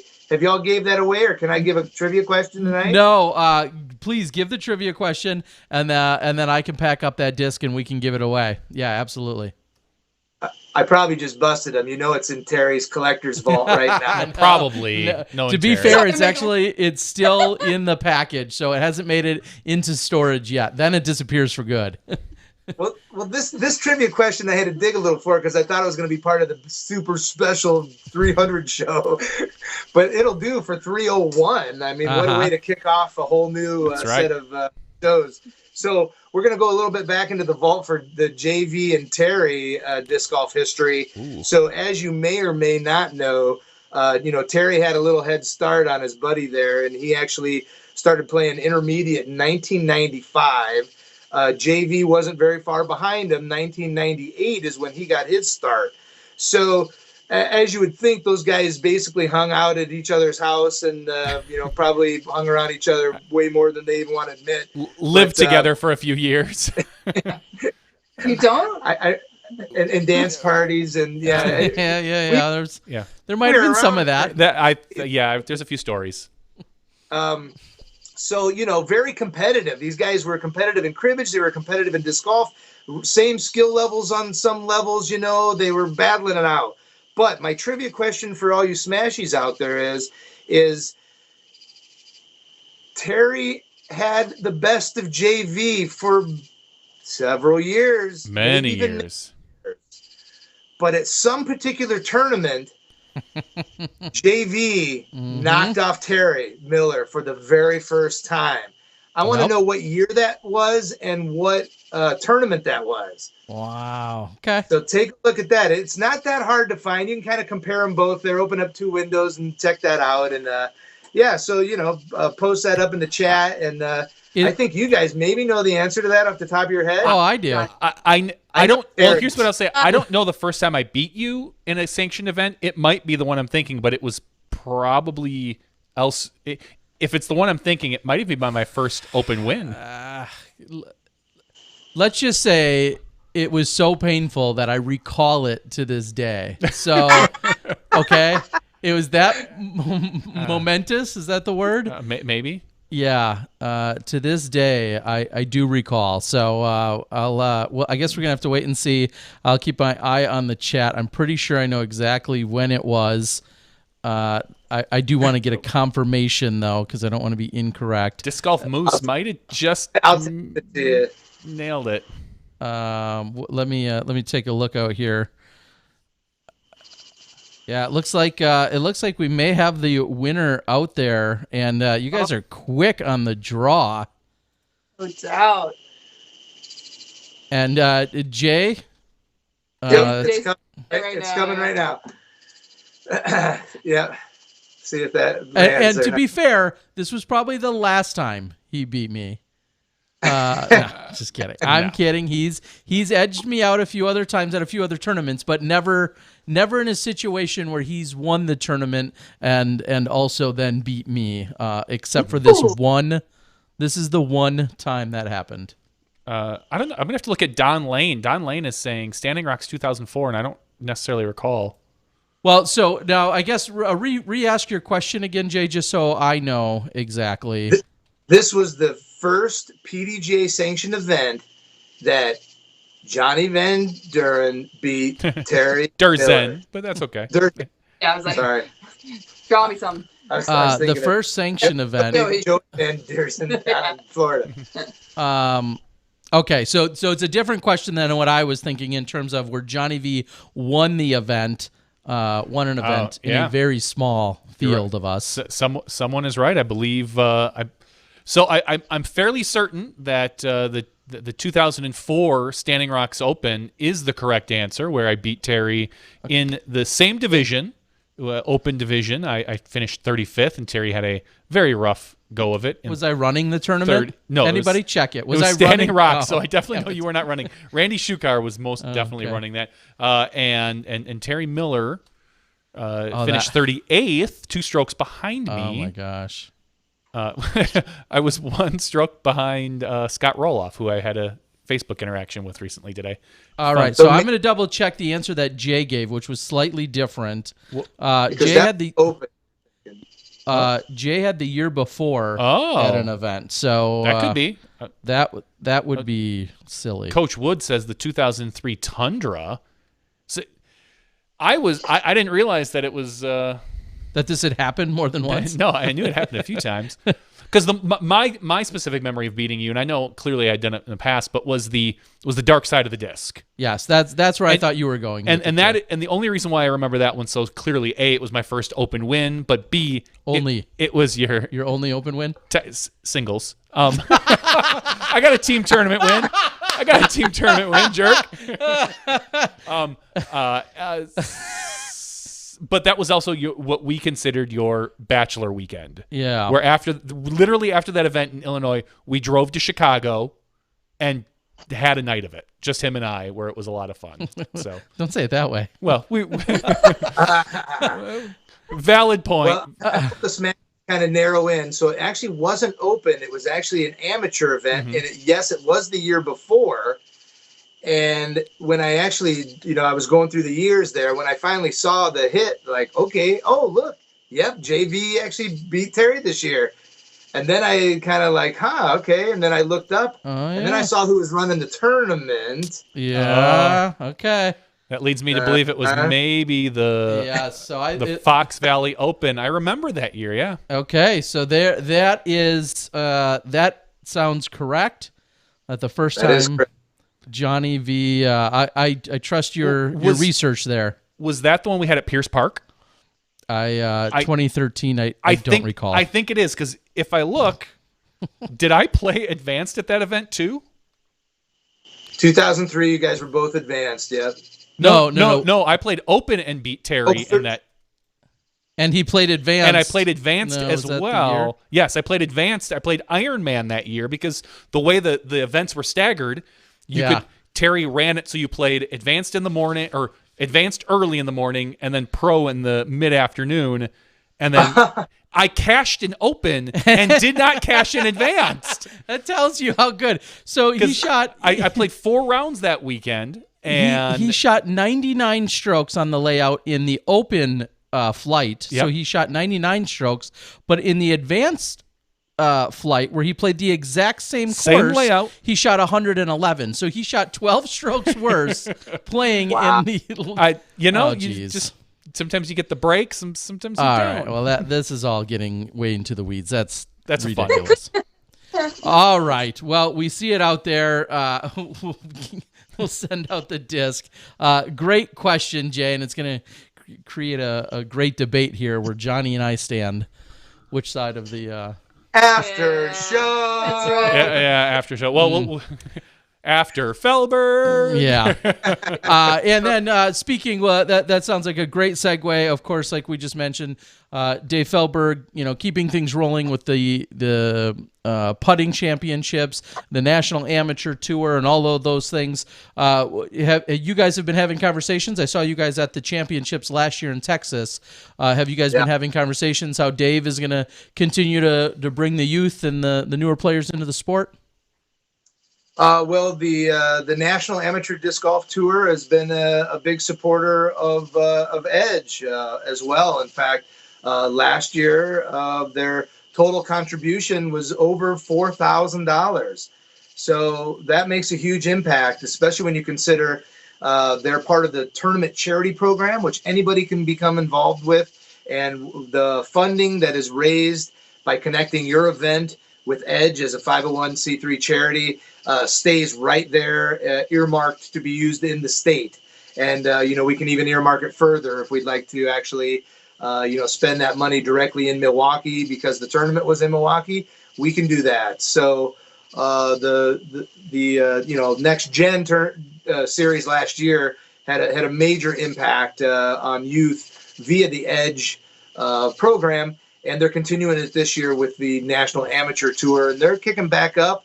They've made some adjustments. I mean, Feldy's going to tell you all about it, I'm sure. But from a partner, I can say that, they're really doing some good things. I was very impressed with the level of amateur competitor that showed up in Austin and played in the finale, amateurs really aren't so much considered as national touring players. So when you have folks coming in all the way from Alaska to play in this, this nationwide amateur series, that's impressive all by itself. So there's really a buy-in there. And it's really kind of that idea of, let's try to make some kind of a pattern that amateurs can follow to chart themselves, to know that they're like, I've got skills. Maybe I should, move on to the pro level, because we decided really early that, we can't force people to turn pro. It's a non-starter for so many people. So we just need to make it obvious that, you've got the skills to play pro. Wouldn't you rather have money than swag? And make it obvious, because wasn't there $11.35 great? $12.50 I went pro for. That's right. Hey, I'm a man of my word. I said I was taking the first cash that I got, and there you have it. That's a trivia question all for That's itself. right. I went pro with the Nutbusters. Go. Everybody. The event that we're talking about, that where I beat Terry, was the first time I ever cashed at an open event, and so I took it. I was like, all in your face. Atta boy. Yeah. That's just what you did back then. You got money, take it. Yep. Don't waste that. Oh, these amateurs. All right, guys. Well, thank you so much. I got one more thing. Yeah. We've had so many canceled things before we send Feldberg off, because I want to definitely tune out and listen to Feldberg. But one of the national tour events that got canceled with Texas States had a really good thing going on in Texas with our own Texas Hall of Fame. And Jay Redding was part of the 2020 class of the Texas Hall of Fame, and he will be inducted along with Patty Justice and Vinnie Miller coming forth in October. So everyone, stay tuned. Yeah, tournaments are still going on. Look for them and support them when they come your way. Don't travel too much. Wear a mask. Yeah, and congratulations, Jay, along with Patty and Vinny, some other great humans, of course, as they're getting inducted in the Hall of Fame. And not too long ago, you were inducted in the Iowa Hall of Fame of sorts, right? Sports. Yeah, that was about 5 years ago, and I guess I got to move to Montana and just get to work there. Just keep collecting them. That's what you got to do. Collect them all. All right, guys. Well, we love and appreciate you guys so much. We know you've always been diligently working, whether we see you on the course doing your thing or you're, pushing disc golf forward through the PDGA, through Edge, through all of the programs, through the communities, through the demonstrations, the clinics, and just touching so many different facets of disc golf. People have no clue, really, just how hard you guys have been working behind the scenes. It doesn't even all come to light. So we appreciate it, and thank you guys so much for joining us tonight and give us the updates. Thanks for having us, guys. Always, all these years. We'll see you in another 10. 20 years. 4-7. Let's go. Disc golf. That's right. Thank you, guys. You could sleep on my apartment floor anytime. All right. Yeah, come on in. I'll give you an entire basement floor. You're better off now. There you go. Looking good, man. I like it down there. All right. Good night, Thank you. guys. Have a good night, guys. See ya. Well, before we get Feldberg on, while we have Feldberg dial into our Facebook, why don't we take our Skype. Our Skype. Yep. Wow. Why don't we take a look at what Disc Golf Nerd has sent us? He sent us a review of the Tactic. Nice. So let's take a look at that. It's a couple minutes, and we'll get Feldberg, if he can give us a call here any second, we'll get him online. So once again, this is a Disc Golf Nerd review of the Tactic.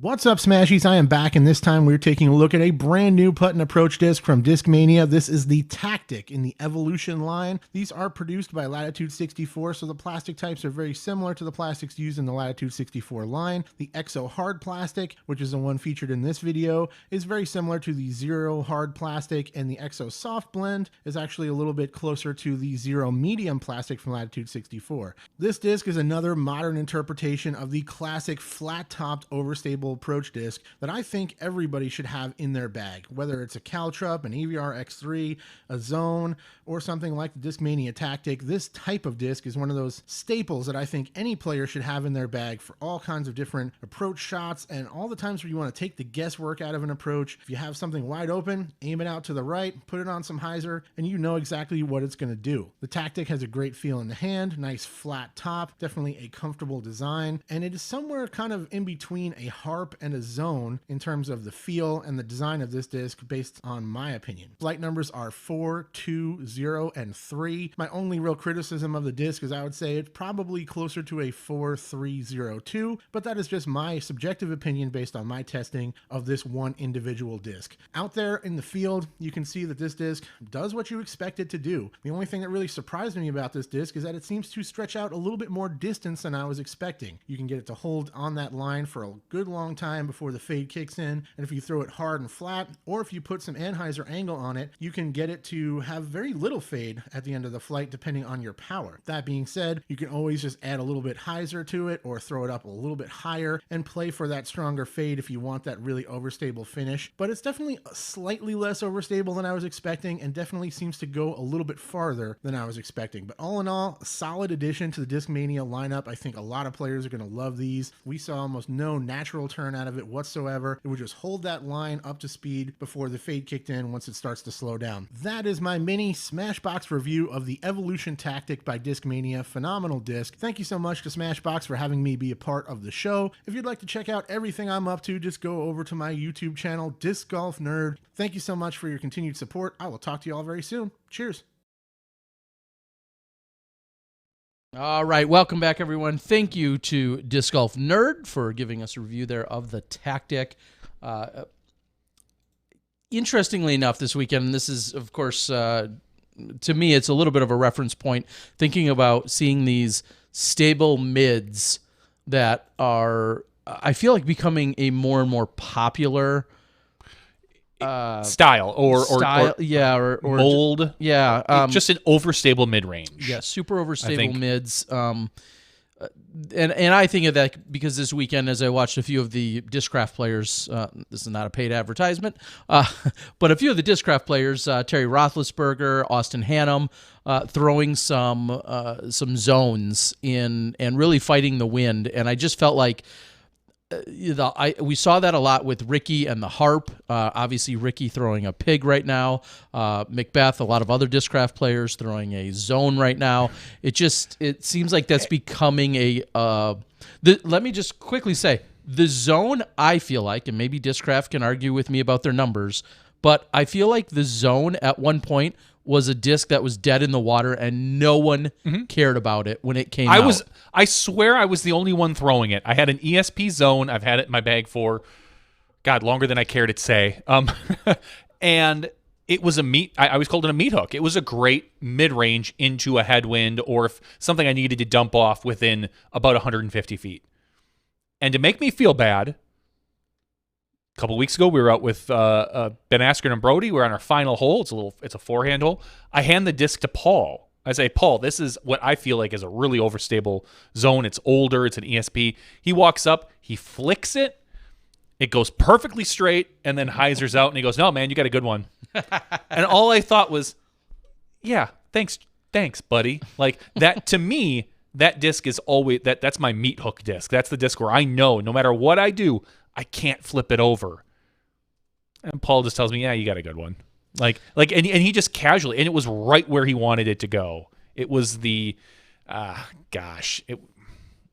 made me feel less of a golfer, as it should, as he is that much better than everybody. If we steal the trilogy or the dynamic disc line, is this disc right for you? It's right for certain situations. It's not right for how Paul would throw it versus how I would throw it. I would never be able to throw what I think it was like a 280-foot forehand or through some trees around a corner.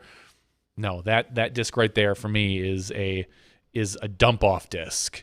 All right. Well, we're trying to get connected with Dave. He says, I'm guessing he's having some form of problem. He tried to call me on the telly, which unfortunately doesn't do us a lot of good. So hopefully he's going to be able to get dialed into his Skype here so that we can connect with him that way, so that we can bring the system all together at once. So hopefully we can get Dave.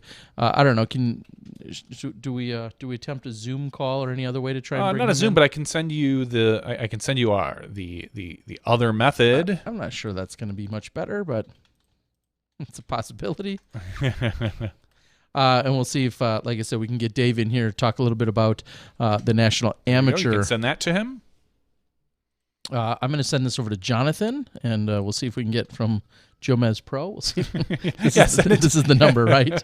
I'm still going to punch you. I'm going to punch you, Terry Miller. All right. I'm going to send some of this over to Dave and see if we can possibly get him on the line that way.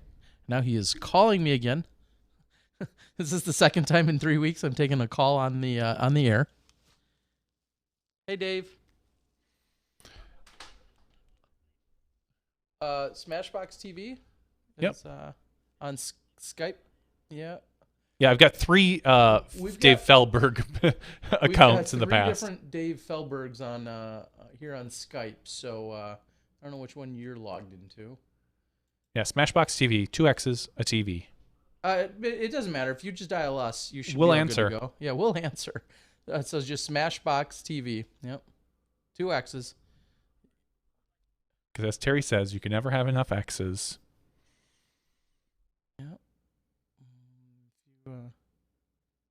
Live tech support. Everyone's favorite thing to watch.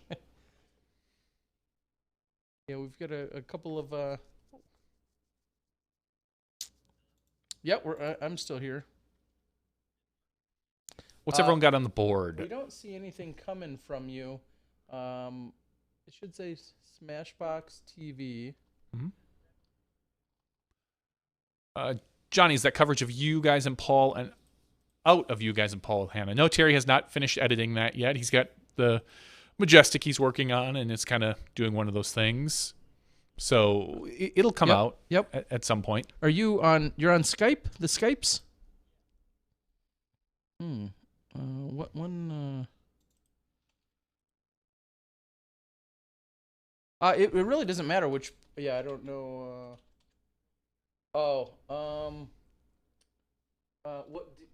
What's the logo that you have up in your profile? Is there? I mean, I'm sorry. Do you have like a icon? It's funny because I have Frisbee Feldberg, David Feldberg, Dave Feldberg, and David Feldberg. Yeah, we've got a David Feldberg, a Dave Feldberg, a David Feldberg, and a Frisbee Feldberg. Try the Frisbee Feldberg, maybe? All I'm right. just going to dox him, put that out there on the air. Well, I mean, if someone wants to Don't worry, it won't Dave work anyway. Feldberg, it's not going to work anyway. All right, do you see anything coming in? It says you're not online. Says he's not online. Again, you can send him that link that I sent you. Oh, here. Yeah. We'll get this. We're pros here. Here, let me. Are you on a computer, Dave? Disc Golf Nerd says, "What happened with the power outage last week? I What's- missed it." Yeah, during our 300th episode when we were finishing up our interview with UDisc, lightning hit a tree fell on cable, let me power send go you this. out, 300 show end. I'm That gonna actually didn't end. I'm gonna We send you something on Facebook Messenger. I got out the good old Black and Maybe Decker you could click on that. light, and we had and then we did a adjustment, and then I took the audio from that and I put it into a thing. Kingheiser Marlboro races while we wait. That's not a bad idea. Put in any name. I kind of like the Marlboro races. I ain't gonna lie. I've been playing actually Civilization 6 lately. It's the first video game I've downloaded in a couple of years, and I've always liked Civ. So I remember playing Civ 1 when I was a kid on a very old computer. So I played that. I'm not good at it yet. Just enter that number as the password. I don't think I will be good at it, but we'll see. Q, Jane does his crickets. Well, so I'm going to mute Terry's audio here, so maybe we won't hear him talk about those things, but not that I care if anyone knows that number, but because I don't know. Did I watch Space Force yet? Not yet. I have heard that it does look kind of weak, but I'll probably burn through it at some point. Call David. Yep, I see him connected, but I do not quite see his video yet. He might have to. Yes, turn on the camera. Might have to actually get that going. But Dave has connected up to our calling system.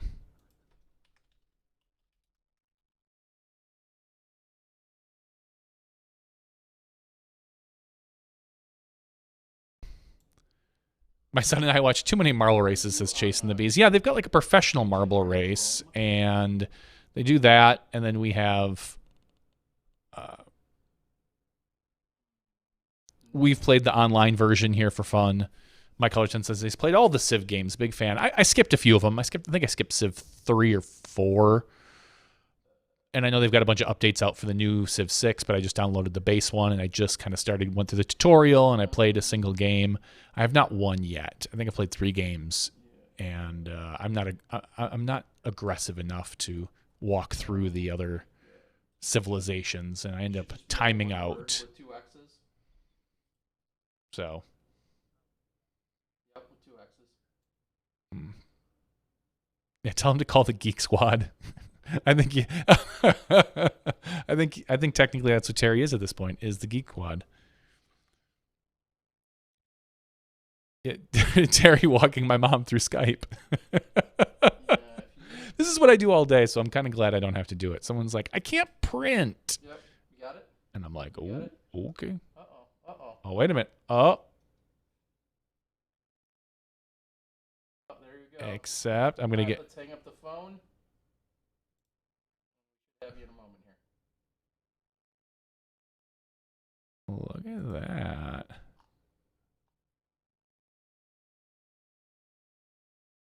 All right. Now we just need... Hey, there you go, Dave. All right, I'm going to hang up. All right. So give me a second here to... Boom, hit that. And without any further ado... Got me unmuted? Oh, hold on. No, but I don't really need you unmuted, Terry. I can step out if you got this, Johnny. You know I do, but I don't. Now that I've done all the tech support. Yes, now that you've done all the tech support. All right, without any further ado, we are going to bring onto the show for like the third or fourth time, at least, Mr. David Feldberg. Dave, how you doing? Hey, how's it going? Great. Good to see you. Sorry, we're out of time. It was nice to talk to you tonight. All right. Now, super good to see you. Glad we could make it all work one way or another. We got it. And of course, I know we spoke a little earlier about having you on tonight. We appreciate your patience. When you get rolling with Jay and Dez, it's hard to slow that train down, as I'm sure you know. Yeah, I've known them since, I was there when she won her first Worlds. I was in the finals and watched her finish in the hole in front of me. Yeah, just awesome. Incredible what they've done, of course, and continue to do with their careers, outside of or off the course. And then, of course, we drew some similarities to yourself. Yep. You've, performed very well, had a Hall of Fame career on the course, but now these last few years, you've really been focusing a lot on the amateur side of the game, bringing these next generation of players in. It's just that's not the last couple of years, Terry. I taught the university 10 decades ago. I took the team to the championship. I wrote those curriculums. As a business, we're saying. As a business that you focused on. I mean, you were over with Avery in Oregon doing tons of great things with the university, but is now recently you've turned this into an actual a business like many of us. I was going to say, because us touring players back in the day, we had to give back just to make it. You know, we knew we had to grow the sport, so we went around and did everything we could just to grow the sport, just to make it something real. We knew that we couldn't be the only ones playing. Yeah. It's been a long road, and we've learned a lot, and I think the possibilities are still endless within our sport.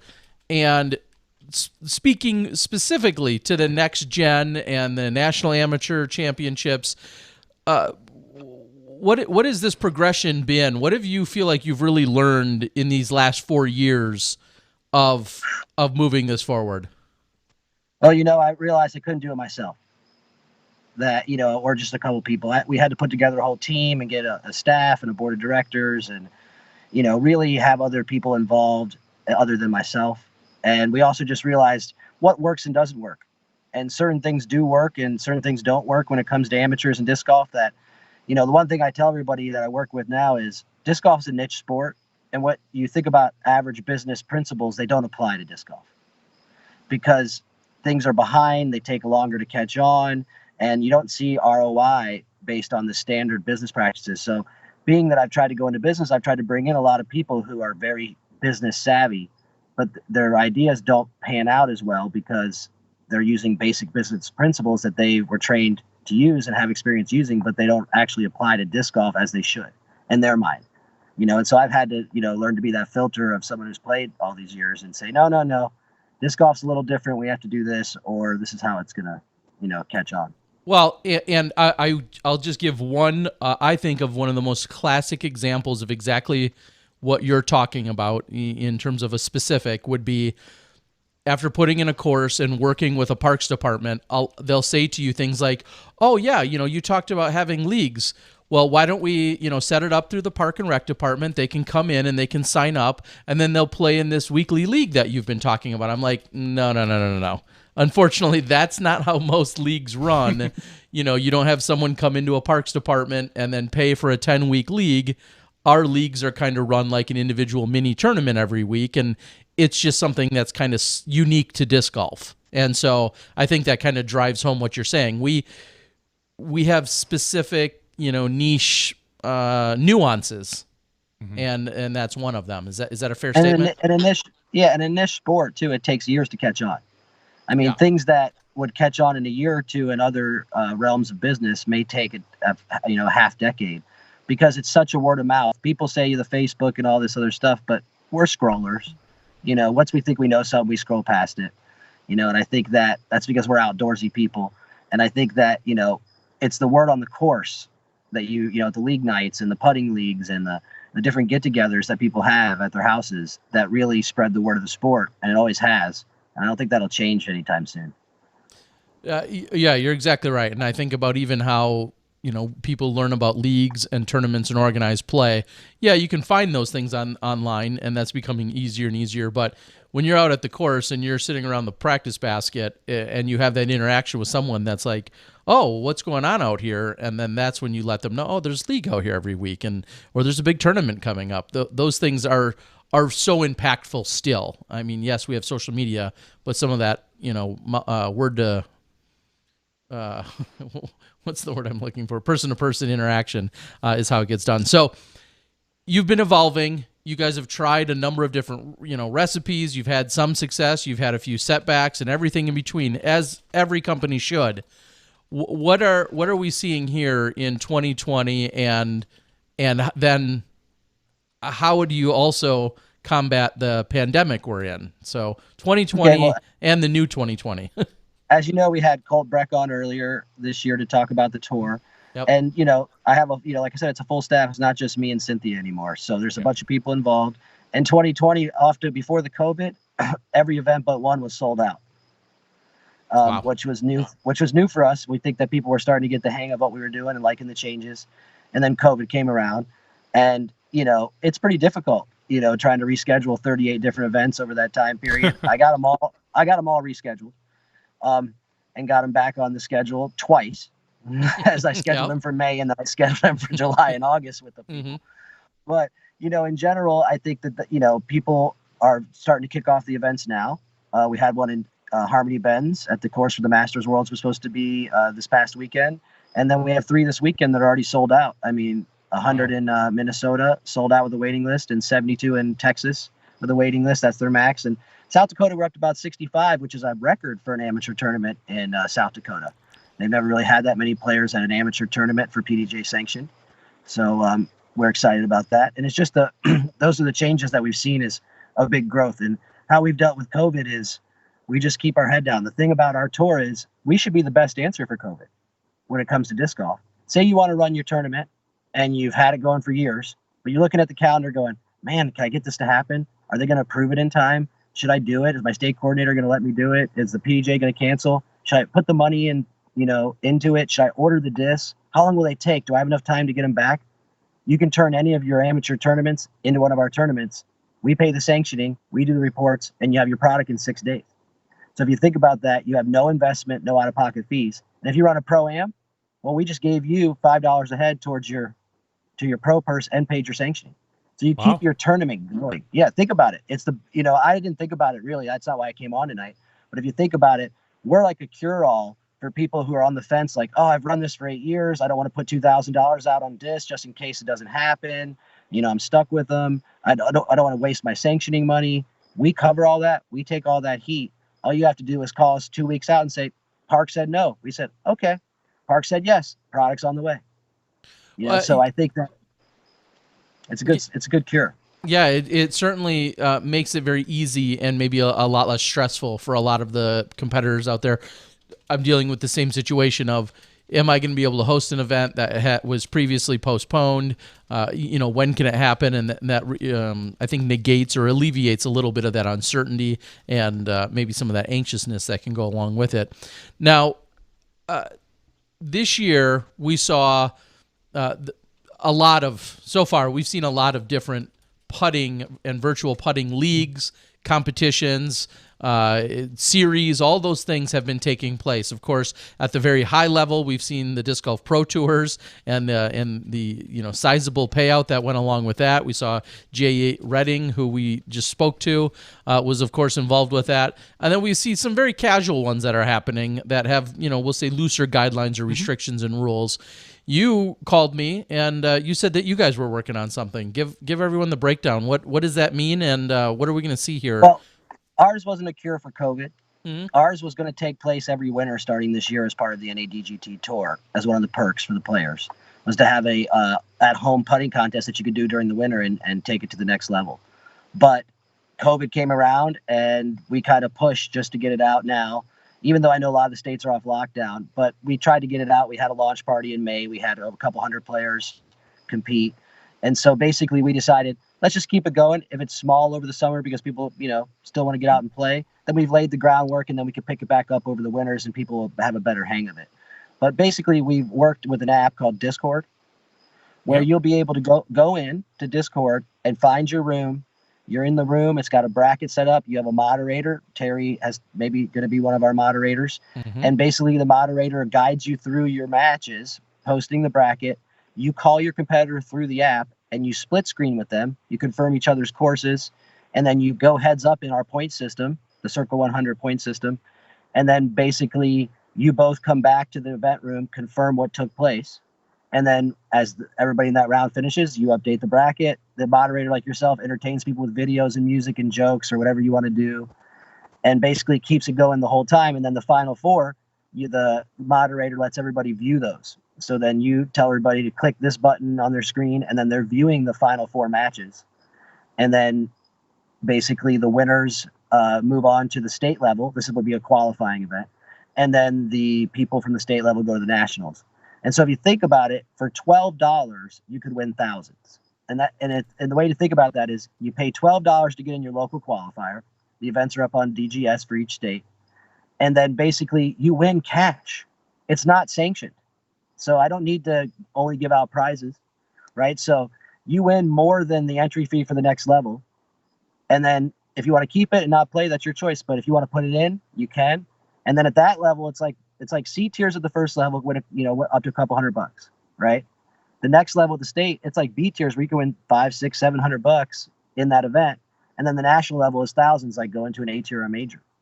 And basically you get a chance to represent your state in the national championships. Your state has one slot. So you can be Oregon's best putter. And then to cap it all off, we're going to have you take on, we've been working with the DGPT. They ran our commercial and mentioned it during their broadcast. Their winner, Chandler Fry, and a surprise guest will have a battle for an extra $1,000 that will stream also. Ooh. And our state and national championships are covered by Gatekeeper Media. They'll be doing that and doing commentary and guest commentators. I'm sure you know who they use.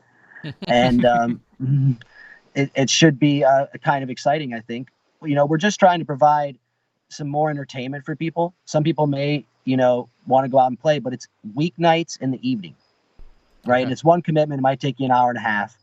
And you get a chance to go in and putt with your friends on a live screen from your basket. And it's a lot of fun. And we think that it's something that over the wintertime especially will be something that's extremely popular for amateurs to work on their putting and stay in contact with their friends who are, snowed in on the other side of the state, and say, hey, I'm going to beat you today, Bob. You're going down, and you can talk to each other and stuff, Yeah, So- of course, that idea of still having some of that fun and the jovial atmosphere, the camaraderie, all of those types of things. We'll see who's really serious. We'll see who's not.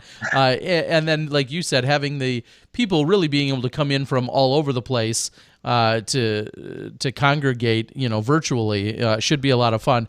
Now, what are we looking at in terms of timelines for qualifying, for the So right now, championships, all of those things? Yeah, right now registration is open for the state qualifying level. Okay. We'll probably run 2 of those per state. So right now they run from June to the first week of July. Okay. And then once those are completed, we'll flip them over again and run those from July through August. So you get 2 chances to qualify in your state. And then once you qualify for the state, we'll run the individual state championships, but we'll pool them into 20 events instead of 50. Some states are combined, like Rhode Island, Vermont, New Hampshire, let's say, and we put those together, and the top 3 from those will go on to the national championship to represent their state. Now there'll be 4 wild card spots. Everybody who finishes in 4th at a state championship will go into a wild card shootout single elimination event, and the top 4 will get those final 4 spots. And then the national championship will be a 2-day event that takes time, where we do everything up to the Elite 8, and then Elite 8 will be like a kind of a thing like DGPT did, like kind of a broadcast. Yeah. You know, and you know, we feel it'll be really exciting. I mean, it's $12. You know, the tour isn't, you know, making any money. We're paying the moderator, and we're, you know, paying for the expenses of the championship, and we're hoping to get people excited. I mean, you pay $12, you go to league, you win $26, right? You can go to our thing on when you get home from league, put $12 in, putt a couple times, win $170 that night, depending on how many people show up, right? That's pretty cool for amateurs and their putters, and anybody can beat anybody. I wouldn't be surprised if our amateur beat Chandler Fry. I love Chandler Fry. We have had great battles, but it's possible, you know, and they would imagine that belt. They could say, I'm the best putter in the world. I beat the best pro putter who won against all the pros. And I think we'll try to do that. You know, I'm trying to convince Jeff that he should host this every year once to create it. You know, I think it's something that makes sense to have. I know that some of the top pros didn't take it serious, but there's no reason not to take it serious. It's fun to putt. And I'm sure when I watch some of them, I'm not going to pick on them, that they putt a lot better than that when the camera's not on. And they don't care. You know, and it seemed like they were trying to give it that kind of mentality, which was a shame, because if they had taken it serious, it could have been a really heated competition all the way through, I think, you know, and really exciting to watch. And I feel like they just wanted to get the round in because they committed to it, you know, and some of them took it real serious and some of them did. I'd say half and half what I saw. Now, as we're seeing on the board, one, they should really be going up against Heather Young, because she was the one that had dominant performance. And second, I think it was actually Reed Fiskira and not Chandler Fry, but regardless, both of them are good. But both, I think it was Reed who ended up winning at the. Oh, I the thought very Chandler Fry won. No, he sent you the edited version of him winning, but he he made it look like he sent that to everybody. It was weird. I don't understand. He's like, but still, know. I think they should have to go up against Heather Young, regardless, because Heather is. We just committed to the DGPT putting champion to take on our awesome. champion. So. Yeah, let's make it against Heather, because Heather is a beast on the green. Yeah, who also won this weekend, but that's another story. I know. So, I'm sorry. Did you give a time frame for the championships? The national championships is the 20th and 21st of October. Okay. It's a Tuesday and Wednesday at 6 p.m. Again, even if you're playing in events, it doesn't affect you. And I think that's what we're trying to tell people. Yeah, you're going to be out playing a lot, but a weeknight at 6, you're at home. Yeah. Pop your phone on. All you need is a phone, a basket, and some putters, and you're ready to go. And all the information is at NADGT.com under putting. Just says click for putting. Nice little website there about it. And, you know, we're just trying to add something new. The NADGT as a group wants to keep coming up with ways to keep amateurs involved and competing. And like you said, the camaraderie. The number one thing people said when we did the test tournaments, I think we did 7 test tournaments. They said, I never knew it was going to be so much fun talking to all these different people on the chat boards and meeting them in the putting. And I met this guy from the other side of the state I didn't know. And it was, you know, I really enjoyed that. And I think that, you know, it started the beginning of this virtual world that we live in, that disc golf we're kind of going to move that direction where virtual contests will start taking place. And you don't have to be at home. You could go to a course and video yourself. You know, you could apply it to your putting league if you want, and everybody joins that night. But we give you the opportunity because, you know, unfortunately, I don't know, you know, that COVID is over or whatever's going on is over, you know, and, you know, the places where they've lifted the bans are, you know, having the hugest spikes right now. I live in that area. And, you know, I've heard that they're about to make, you know, some more announcements in the next couple of weeks. They might reduce back down for a little bit, which would then cause people to stay at home. Yeah, no, and that continues to be a very fluid situation. Now, specifically, let's touch on the eligibility for someone to sign up and to play in this. What are the requirements? What are the limitations or restrictions? I know it's $12, so hopefully everybody can round up $12. But what are the exact eligibilities and requirements? It's the same as the NADGT tour that we changed for this year, so everybody can be more eligible. If you're under 1,000 rated and you're a true amateur, so 999 and below, you're eligible. We don't want any more 1,000 rated amateurs in our tour.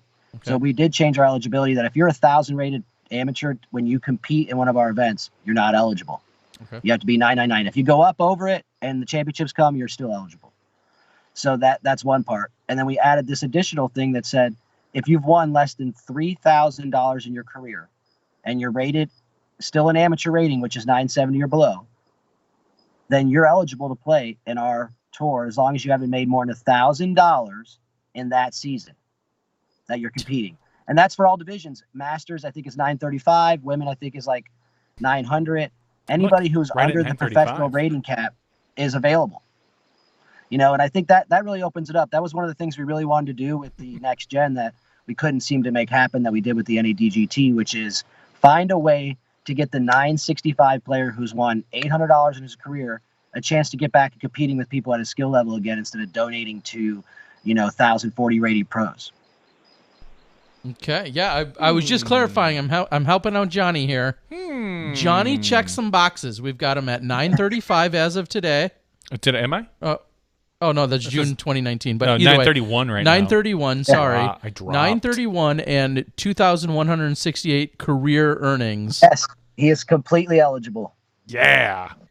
All right. I want to see Johnny take this down. I'm a decent putter. I mean, I know. I want to see you win this. The Wisconsin I will moderate it. qualifiers on Sweet. So, and the one thing is, a lot of people that we did the launch were like, "Oh, I'm not good enough to be a putter." At the amateurs have that feeling that they're not good at putting. You're playing against other amateurs, so they're not as good at putting either. And I've seen some amateurs putt. They suck. Some of them. Yeah. But some of them are really good. Some of them are really good, but I've never seen them. I only look at the ones that stink. But I'm just saying, you don't got to beat the best amateur putter in the world to get in. You know what I mean? 64 people qualify. Probably about 1,800 qualify. On the other side, so it's not like you have to be some superstar. I said 1,800, but I think it's more like 1,200.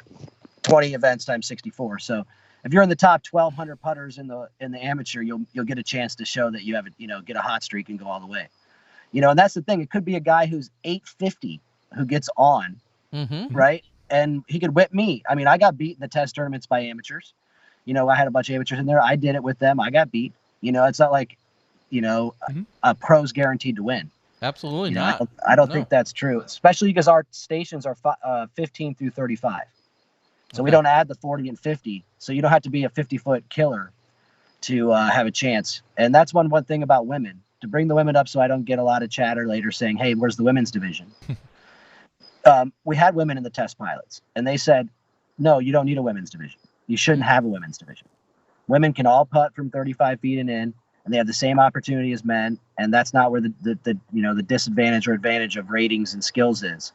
And that they, when they participated, one of them made it to the final four of one of our events, out of 30 people. And, she said, I would not want to play, in the women's. I'd want to play in, a mixed field.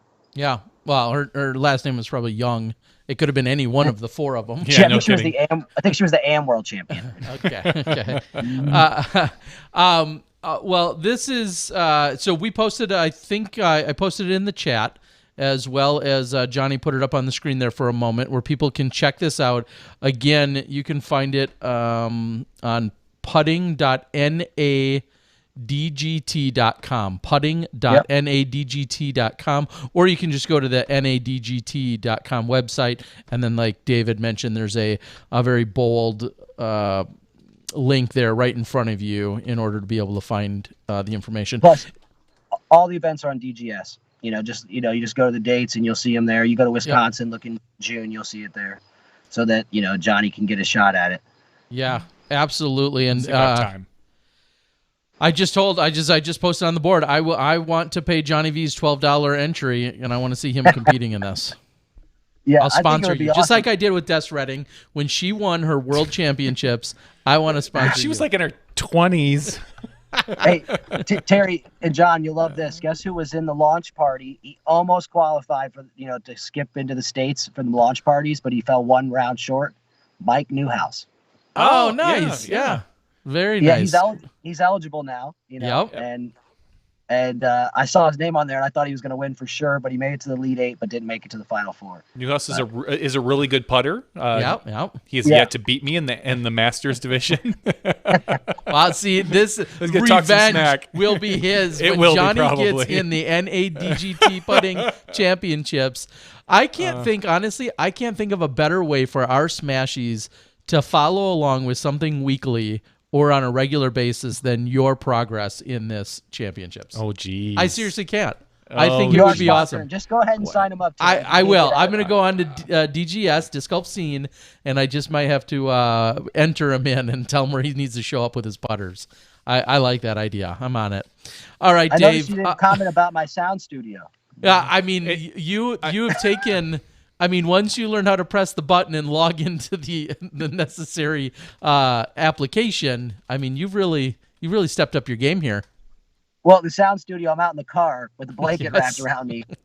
It's because you know Cynthia's in there sleeping with our baby Leo Max, and it's nighttime. I'm a papa now, so yeah. It's can't be in the house just talking loud and keeping the baby awake.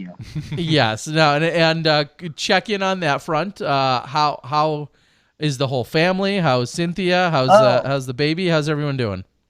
Well, Cynthia's like a miracle worker. I don't know. I hit the lottery. You said that. I think you said that when you said, "How did you get Cynthia?" I don't know. I mean, she's still exclusive breastfeeding, 16 months in. Okay. 16. Wow. That's impressive. Yeah. I thought it was impressive. My wife went to 11, and I was like, yeah, bravo.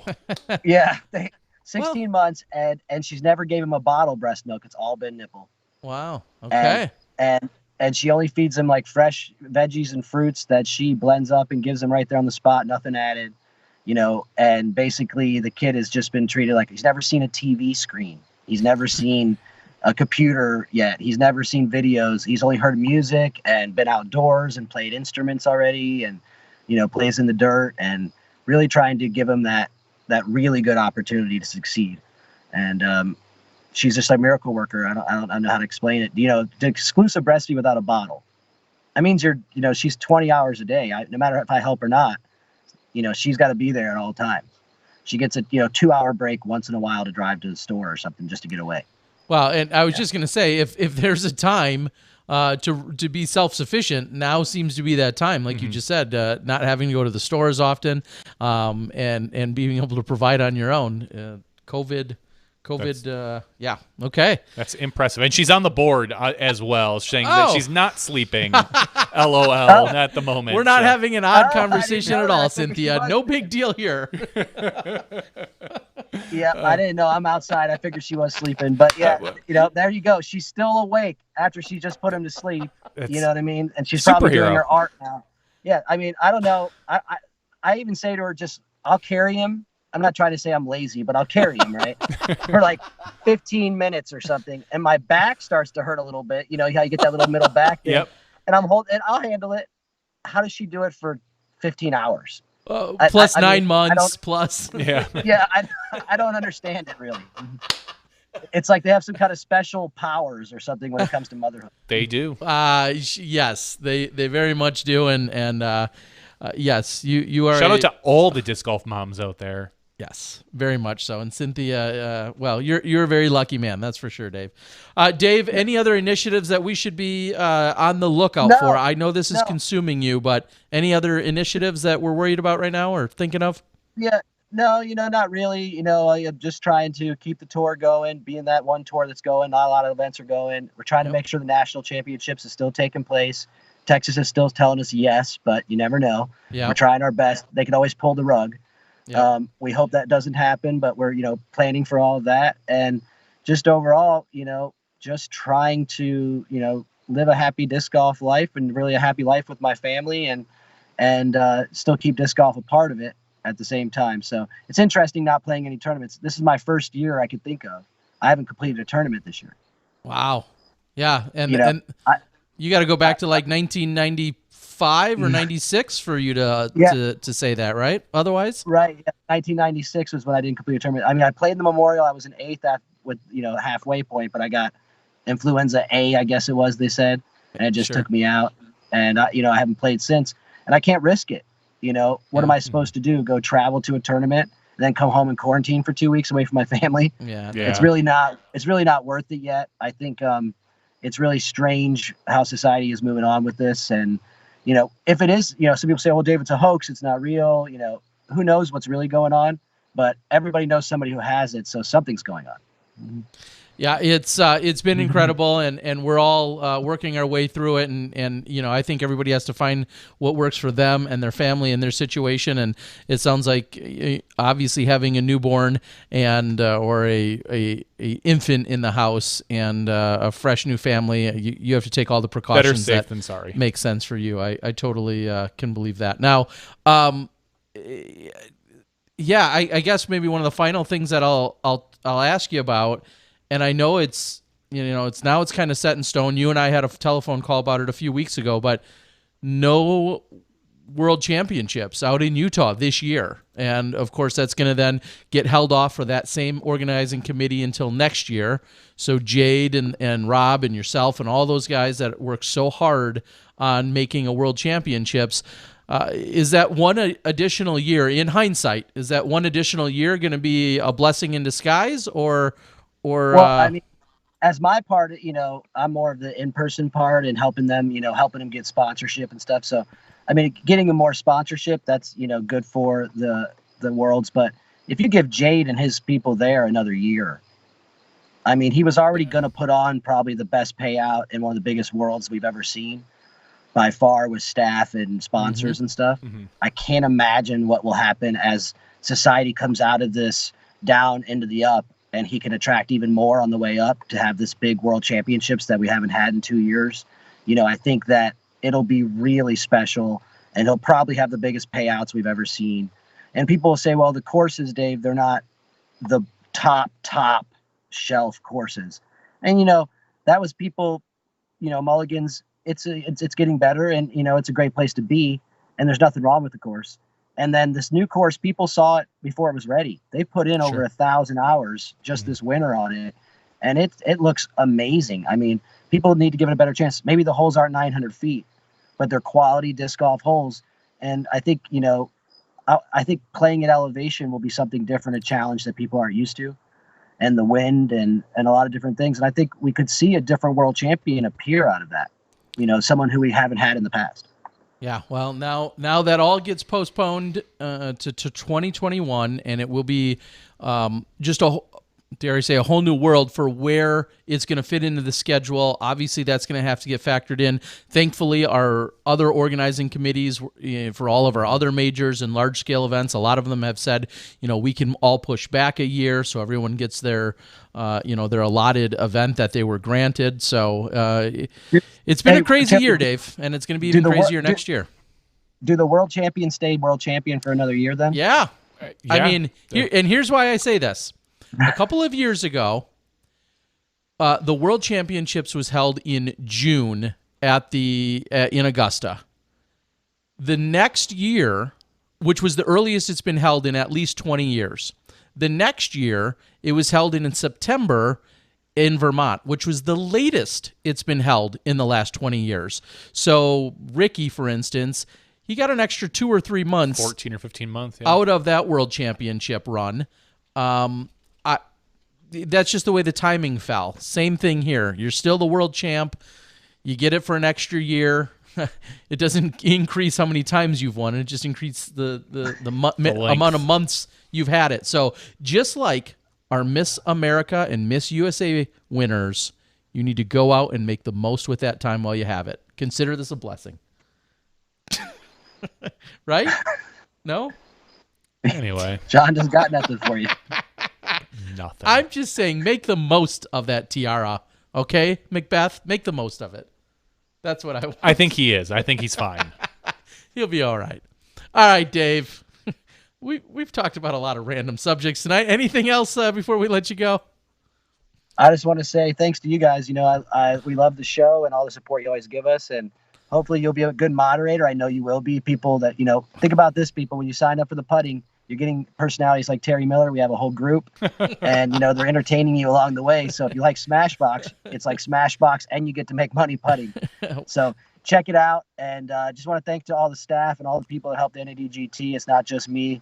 And, one last shout out to my family, Cynthia and Leo Max. They're the reason I, wake up in the morning and keep plugging forward, and just, hope that we as a community and a society can pull through this and get through the economic strife that's happening to a lot of people. And hopefully, like you said, and I've always been told, this is something I've always believed, when there's the big down and these kind of things happen and they're out of the control, there's always going to be fresh life that grows up.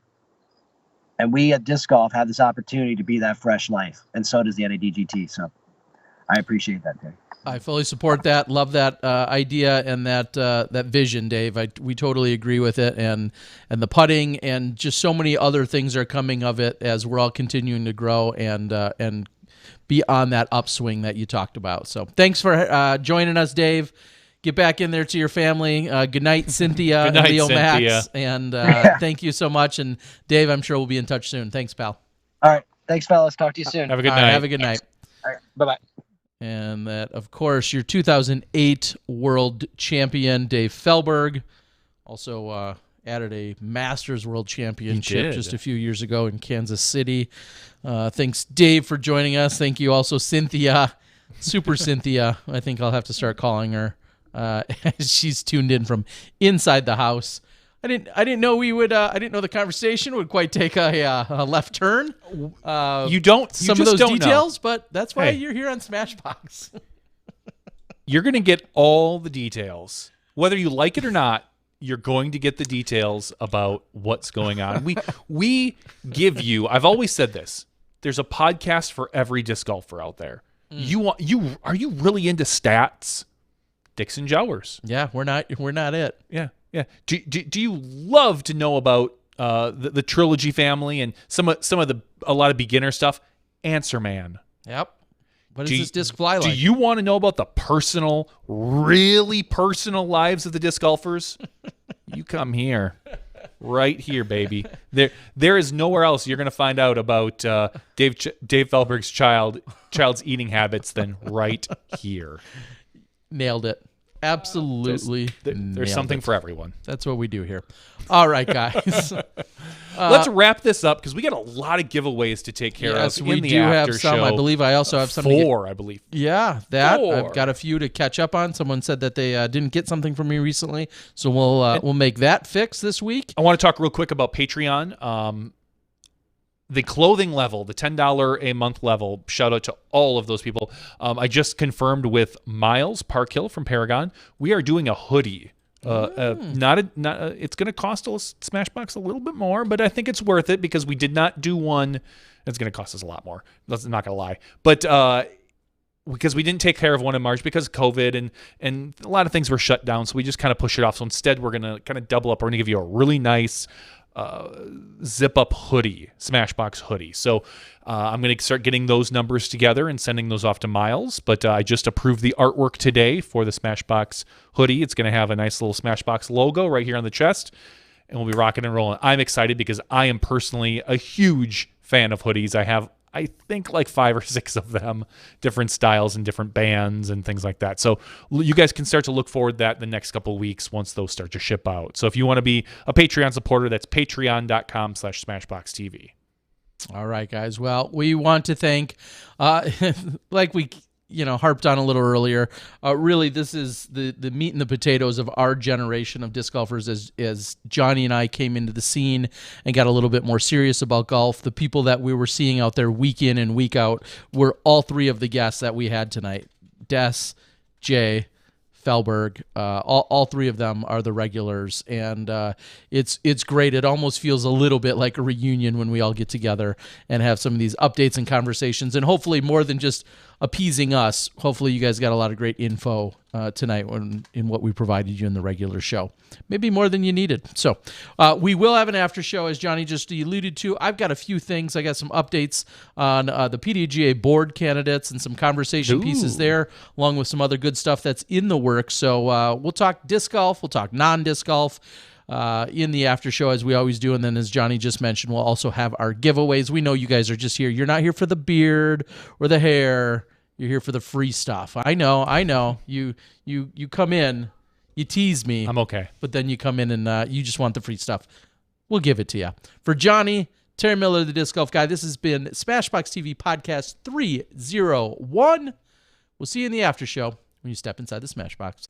Thank you to our $2 and above patrons. Your name is listed below in the credits. If you are interested in being listed as a producer in the SmashBox TV credits and supporting this and other fine podcasts, please visit patreon.com/SmashBoxTV.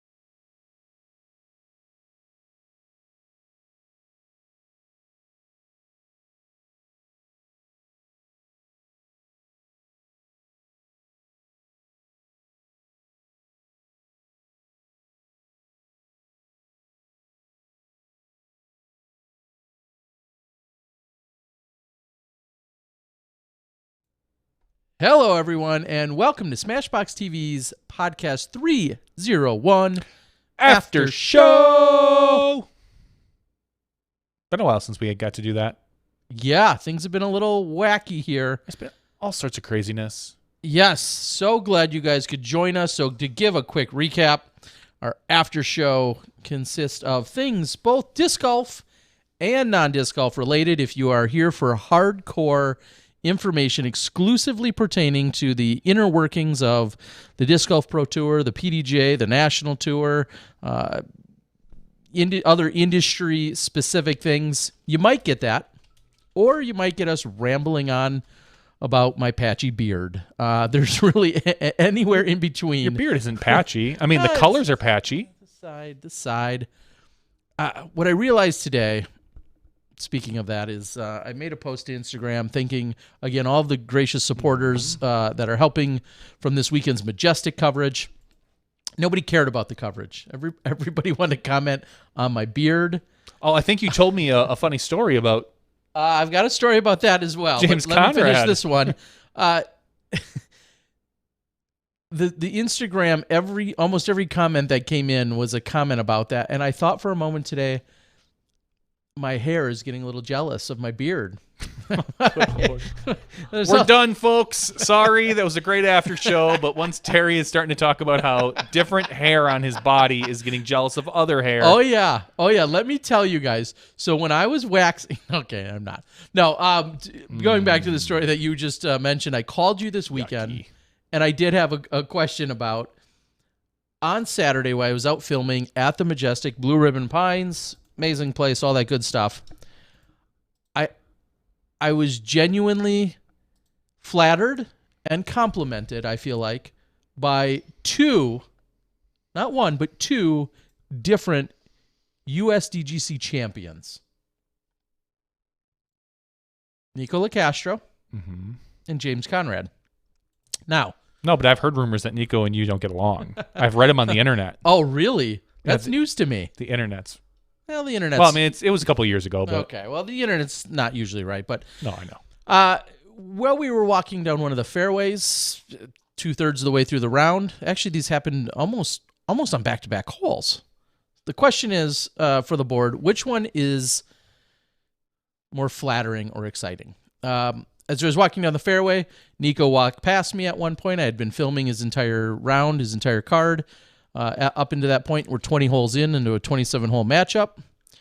And Nico says, I really like that shirt, Terry. And he just keeps walking. All right, thank you. I appreciate it. I like it. But he he genuinely likes it. So that I like that. I'm flattered. A couple holes later, for the first time during the day, I see James Conrad, the smooth, long, silky, lanky gentleman that he is. Is he bearded right now? Oh, he's bearded. I'd assume so. I haven't seen him in a bit, but. And I see him about a fairway away. I was on one hole. He was on a previous hole. And he looks at me. We make eye contact. I think it was the first time during the day. Again, we're 22 holes into the round at that point. And he kind of looks at me and gives me a nod and then makes a motion to the beard. And I'm like, wow. Unless he's pointing out how much he doesn't like it. I took that as a compliment. He, kind of gave me a thumbs up or a nod. And I thought, wow, if there's a guy that knows hair, it's James Conrad. That's true. So the question to the board is, which one should I be more flattered by? James Conrad. Nico's got a unique style with his clothing usually. Mm-hmm. And I wouldn't necessarily say it's a style that most people can pull off. Oh, gosh, yeah. I mean...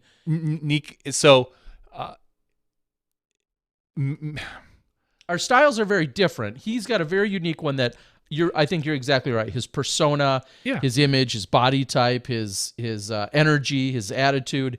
I don't feel like there's anything Nico can't wear.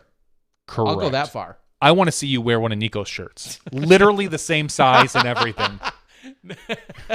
No. Come on. Not a good... He's like a medium. And he's best. ripped, but he's like a medium. At best. Like a medium.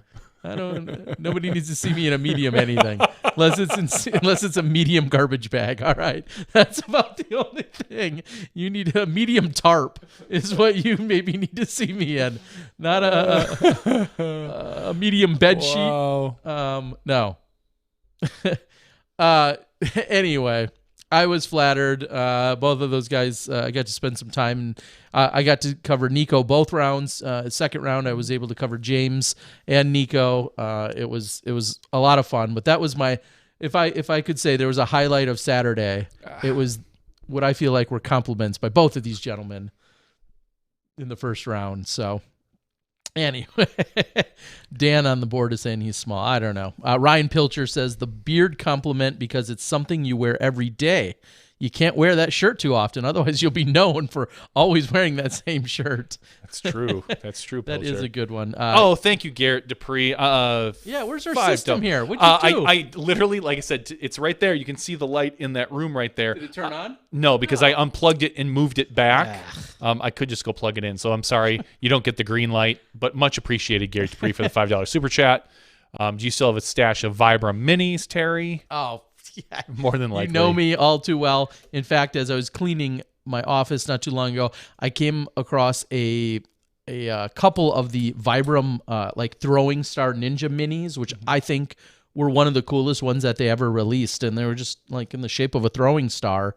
Yeah, I don't know what the collector value on those these days is, but I know probably not much. They're really cool. I mean, it's a mini I know, that's but like a rubber throwing star. I know that, but. And then I have a few of the soft Vibram minis, the regular ones as well. But those are all hidden somewhere. Somewhere. Cody says, Billadoo, beard, Melton Fro, Nico shirts, Eagle pants. Yeah, again, those guys have so much more style than I'll ever claim to have. They have their signature looks and components to them, and I can appreciate it all very much. So, all right. Let's give two things away right now. We have four giveaways tonight because we've been way behind. So 4 giveaways tonight, and we're going to start with 2 of them right now.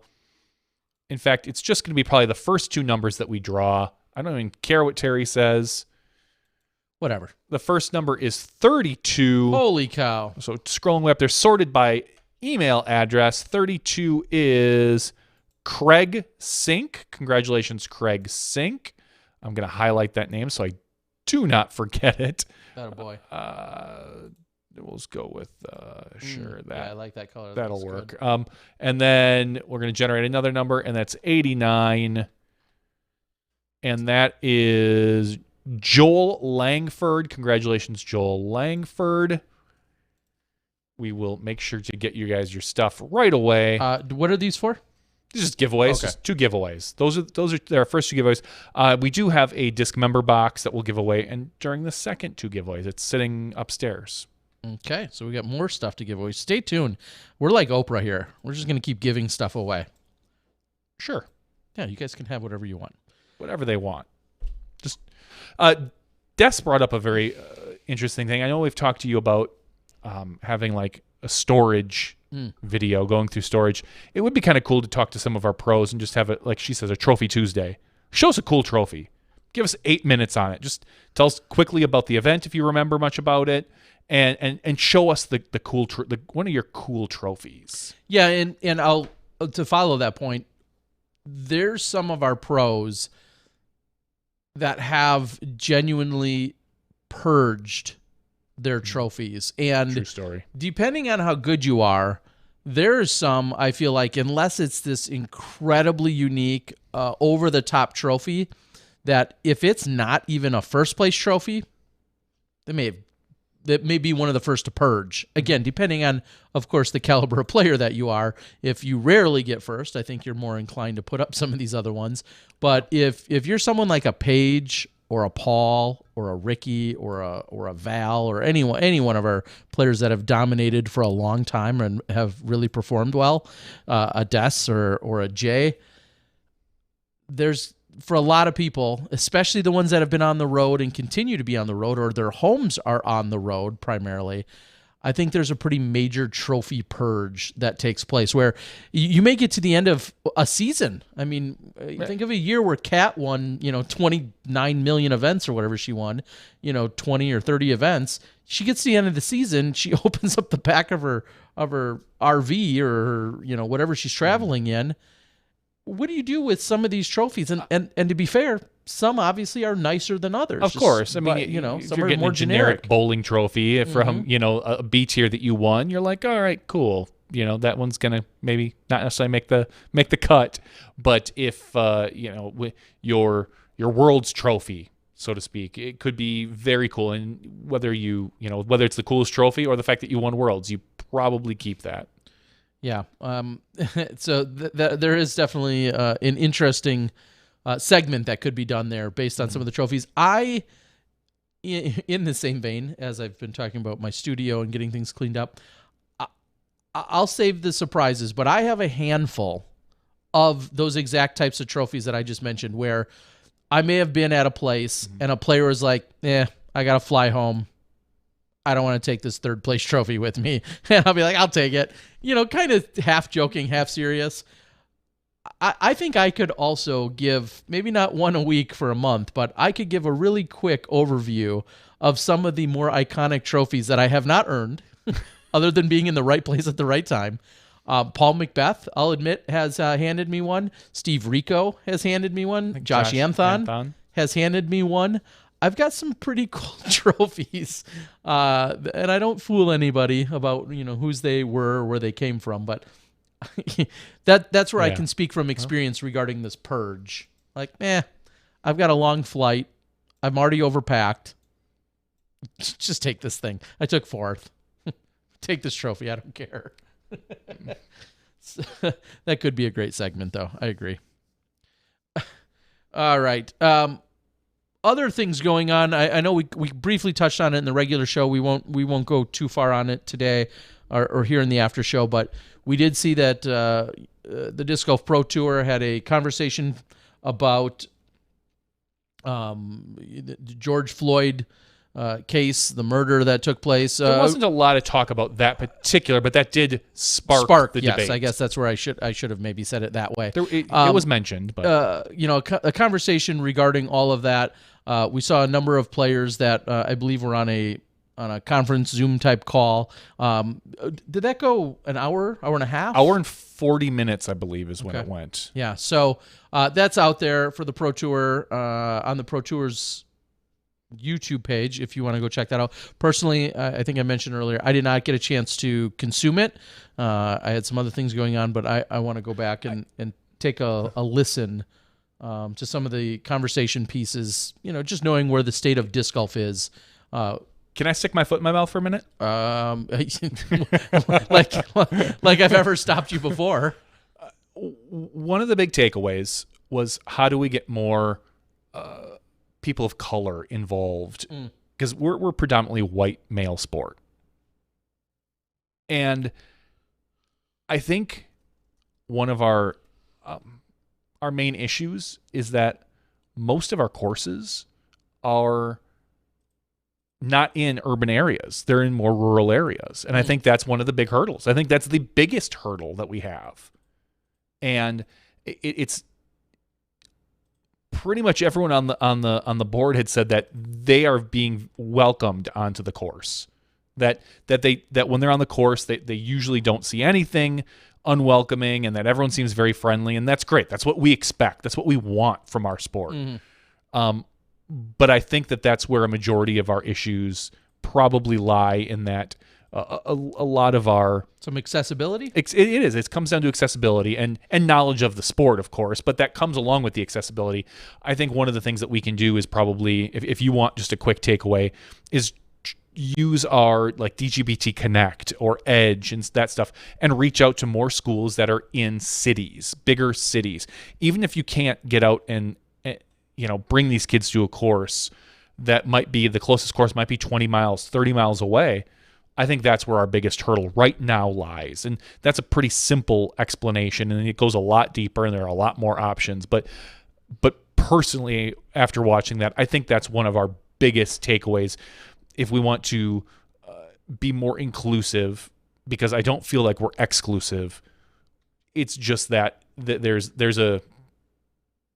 that distance hurdle that I think a lot of people have, because when there's a basketball court on every single park, when there is a baseball diamond in every other park, there's not a disc golf basket. There's not even, there's not a putting green at most parks in cities. And that can go for a lot of different reasons, whether, it's just lack of knowledge, or, our players don't live in cities. Maybe less of our players live in these bigger cities, that then, when you design or develop a course, when you're first starting out, you kind of think, everybody thinks, oh, I want that park right near my house.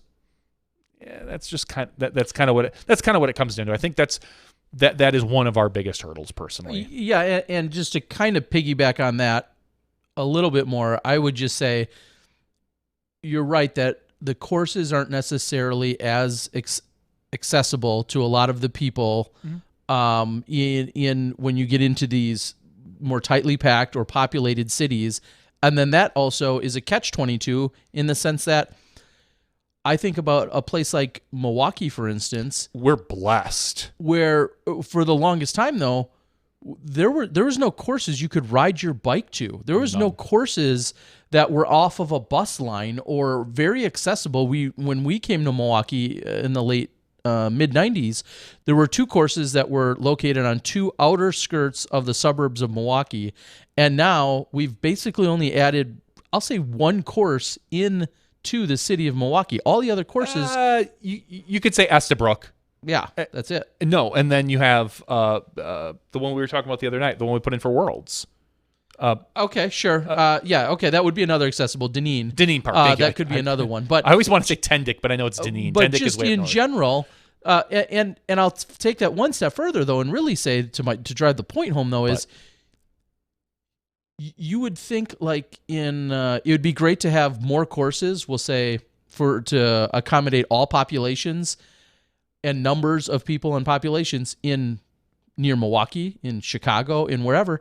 The problem is park space is at a premium. Yep. So getting out and throwing a disc around is just truly not safe. It's just dangerous. So that's kind of the catch-22. There was a thread on the Milwaukee disc golf, one of the Milwaukee disc golf boards about Jackson Park, which is 4 blocks from my house.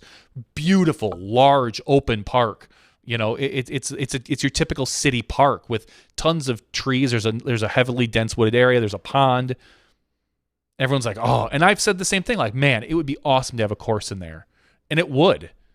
The problem is, it's packed during the summer with parties, with people grilling out. There's a tennis court there. There's a basketball court there. It's just there is not a safe place to put even probably 4 holes at that park. You could probably put in a basket and have a putting green and be perfectly fine. And it would be a good, fun, safe place.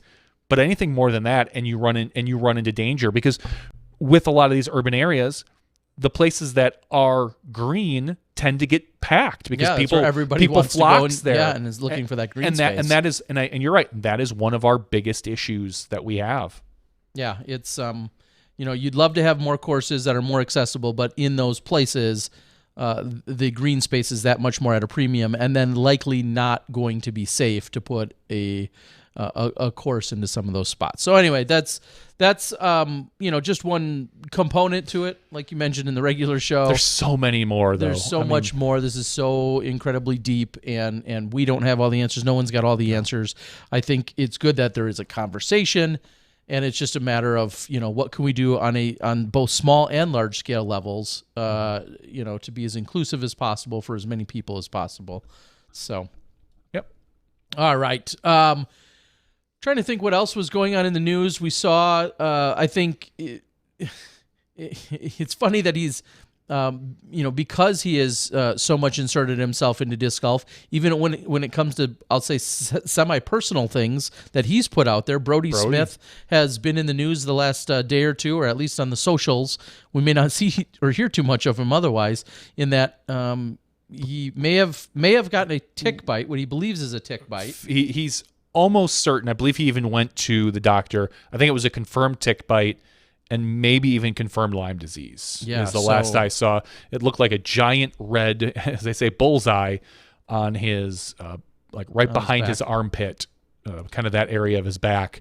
And it is, it's unfortunate. Hopefully, everything, we're obviously hoping for the best for him, that he gets all the treatment that he needs, everything that's perfect for him, and that he gets this taken care of as soon as humanly possible, and we see him come out. Now, it sucks that this happened, but if it's going to, is there a better year than this year? Like, where in general things are slower than normal. Sure. Like, you have a chance to maybe take the next 3 to 6 months to recover, to get your body back into peak form, and Brody is a guy who is already in pretty darn good shape, and so hopefully he can, his body can help fight this, and he'll get whatever doctors he goes to and finds out that things. And I think he even posted that he's gone to a doctor already. So yeah, and he's, of course, him. I saw Paul make a response to it in that. He feels like whatever it is, it's been at least detected and noticed very early, and now they'll have to take it from here as to whatever the remedies and solutions are going to be if moving forward. But certainly in the news, because, and I know you wouldn't normally cover like your everyday illness by one of our players, but he's very much, of course, puts it out there, and we've seen.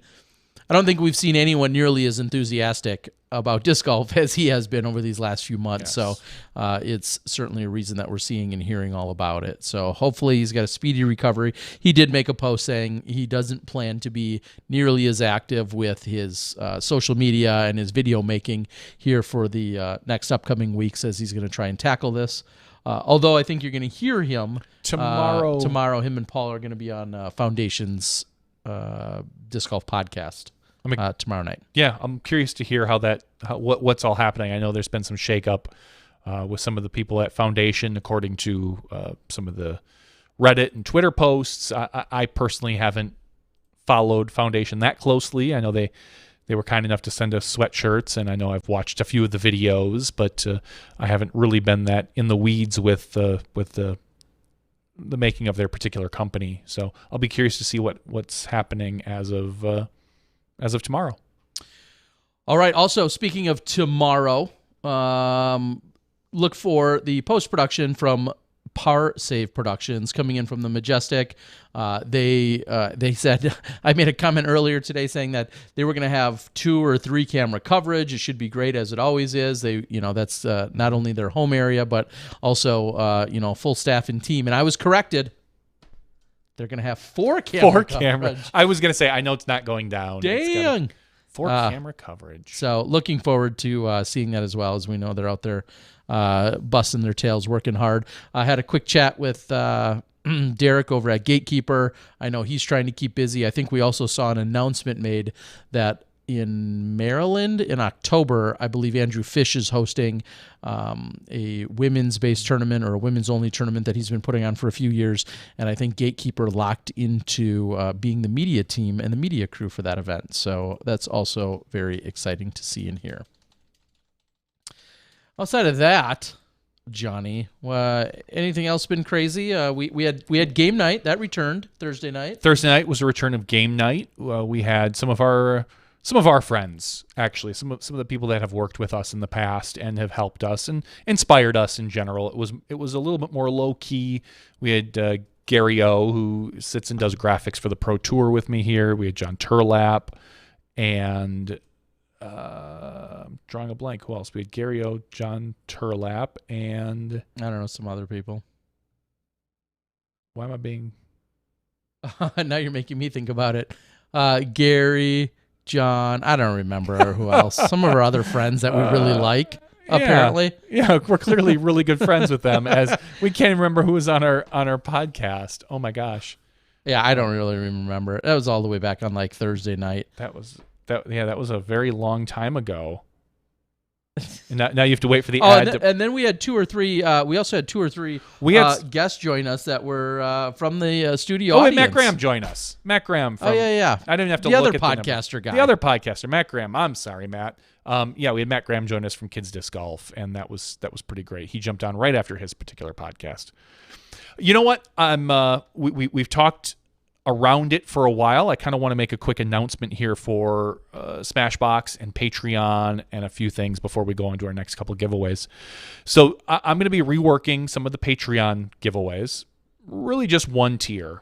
We have our $1 tier, which gets you qualified for all of the giveaways every week. Heck yeah. We've got our $2 tier, which gets your name in the credits after the show every particular week.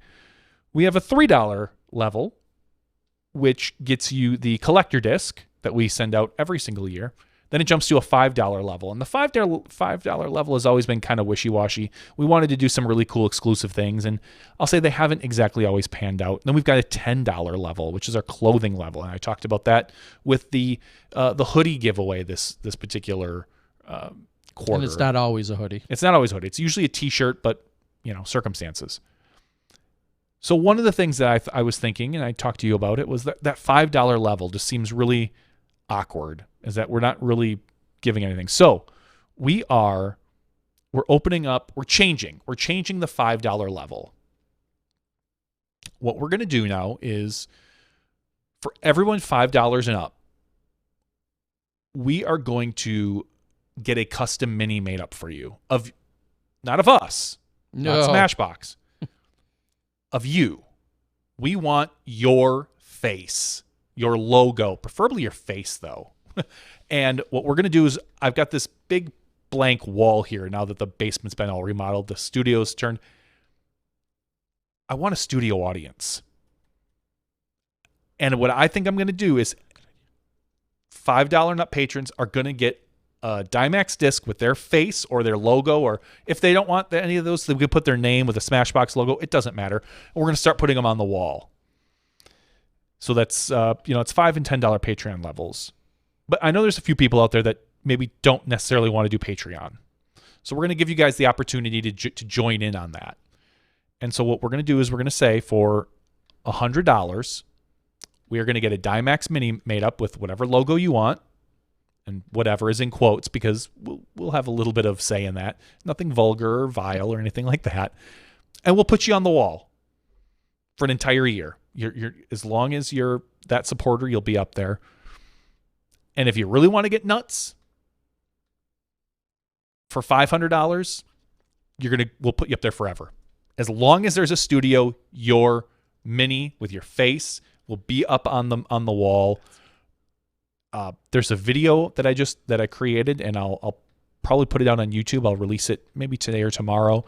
But so the $5 and $10 Patreon level supporters will get that information very shortly. I'll be collecting a selfie, a photo, a glamour shot. Glamour shot would be awesome. God, we've got some glamour shots out there. Anything with an animal in it, please. Gets bonus points. Please. The more animal, if you can get more than one animal in it in your photo, that would be incredible. Ray out there says I was doing $5, but it costs like $25 per episode. If we have 5 episodes in a month. Now, as we've talked about with Patreon, you can limit it to $5 a month. That's the level that we're looking at, is if you're at the $5 level. So that's if you want to say $5 for an episode and only pay for 1 episode a month. So that is a $60 a year commitment, which is cheaper than the $100 if you just want to pay us outright. But because we want to give our Patreon supporters, the people that sign up for that, we're giving them a discount, honestly, because they're our favorite, right? I love me some Patreon people. and so there's that. Now, if you want to reach out, there is, I believe, out on our SmashBox store, there is even an item out there you can purchase for, I think it's $100 or $500 is what I just said, for those different levels. So ultimately, reach out to us if you'd like to support. I would absolutely love to have a nice wall there just full of minis of all of our supporters and their faces staring at me creepily. Yeah, I don't.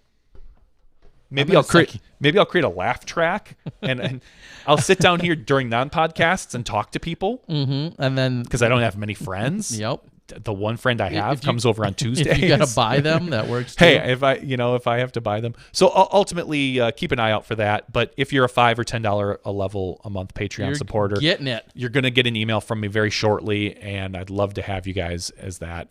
And again, otherwise, please reach out. If any way possible, you can help be part of the studio. It's one of the things that we kind of always, I think there's even a Patreon level. If we get enough Patreon supporters, we'll buy a studio. Yeah. It's way up there, but just got to start pulling in like $50K a month. Yeah, let's do that. So probably not. Anyways, that's SmashBoxxTV. It's patreon.com/SmashBoxxTV. And obviously all the levels go backwards. So if you're a $5 Patreon, you still get the disc, you still get your name in the credits, you'll still be qualified for all that. So all the tiers work their way down. They don't work their way up though. So all right. So if you really just want to be a little bit more blunt about it, you could say, if you're interested in just signing over your stimulus check to help us further. No, okay, don't do that. We hope you're out there spending it and spending it on good stuff. Matt says, I joined the $2 club in February. I aspire to see my name in the credits someday. Happy to support. We appreciate that, Matt. You should be seeing your name in the credits at $2. At $2, you should see it. All right. Now, to be fair, I haven't updated it in a little bit, but I'll double check that. We'll get you in there, Matt. I've got the laptop that has all the files right upstairs. I'll make sure to update that first thing tomorrow. And if you don't see it next week, then make sure you yell at us by then. I'll give you a hug. I'll give you guys a quick update. If you happen to be in the Midwest and you're concerned about the Skyline Classic, the event myself, Tom McManus, were heading up back in April before things got canceled. I'm still trying to work with the local municipality to see if we can pull that event off. They have a few additional hoops to jump through. So I know and this is really a service announcement for everywhere around the country. You may see that your favorite course and tournament haven't rescheduled and they're in Park X, but just 30 minutes away in Park Y, they're hosting a different tournament and in the same state.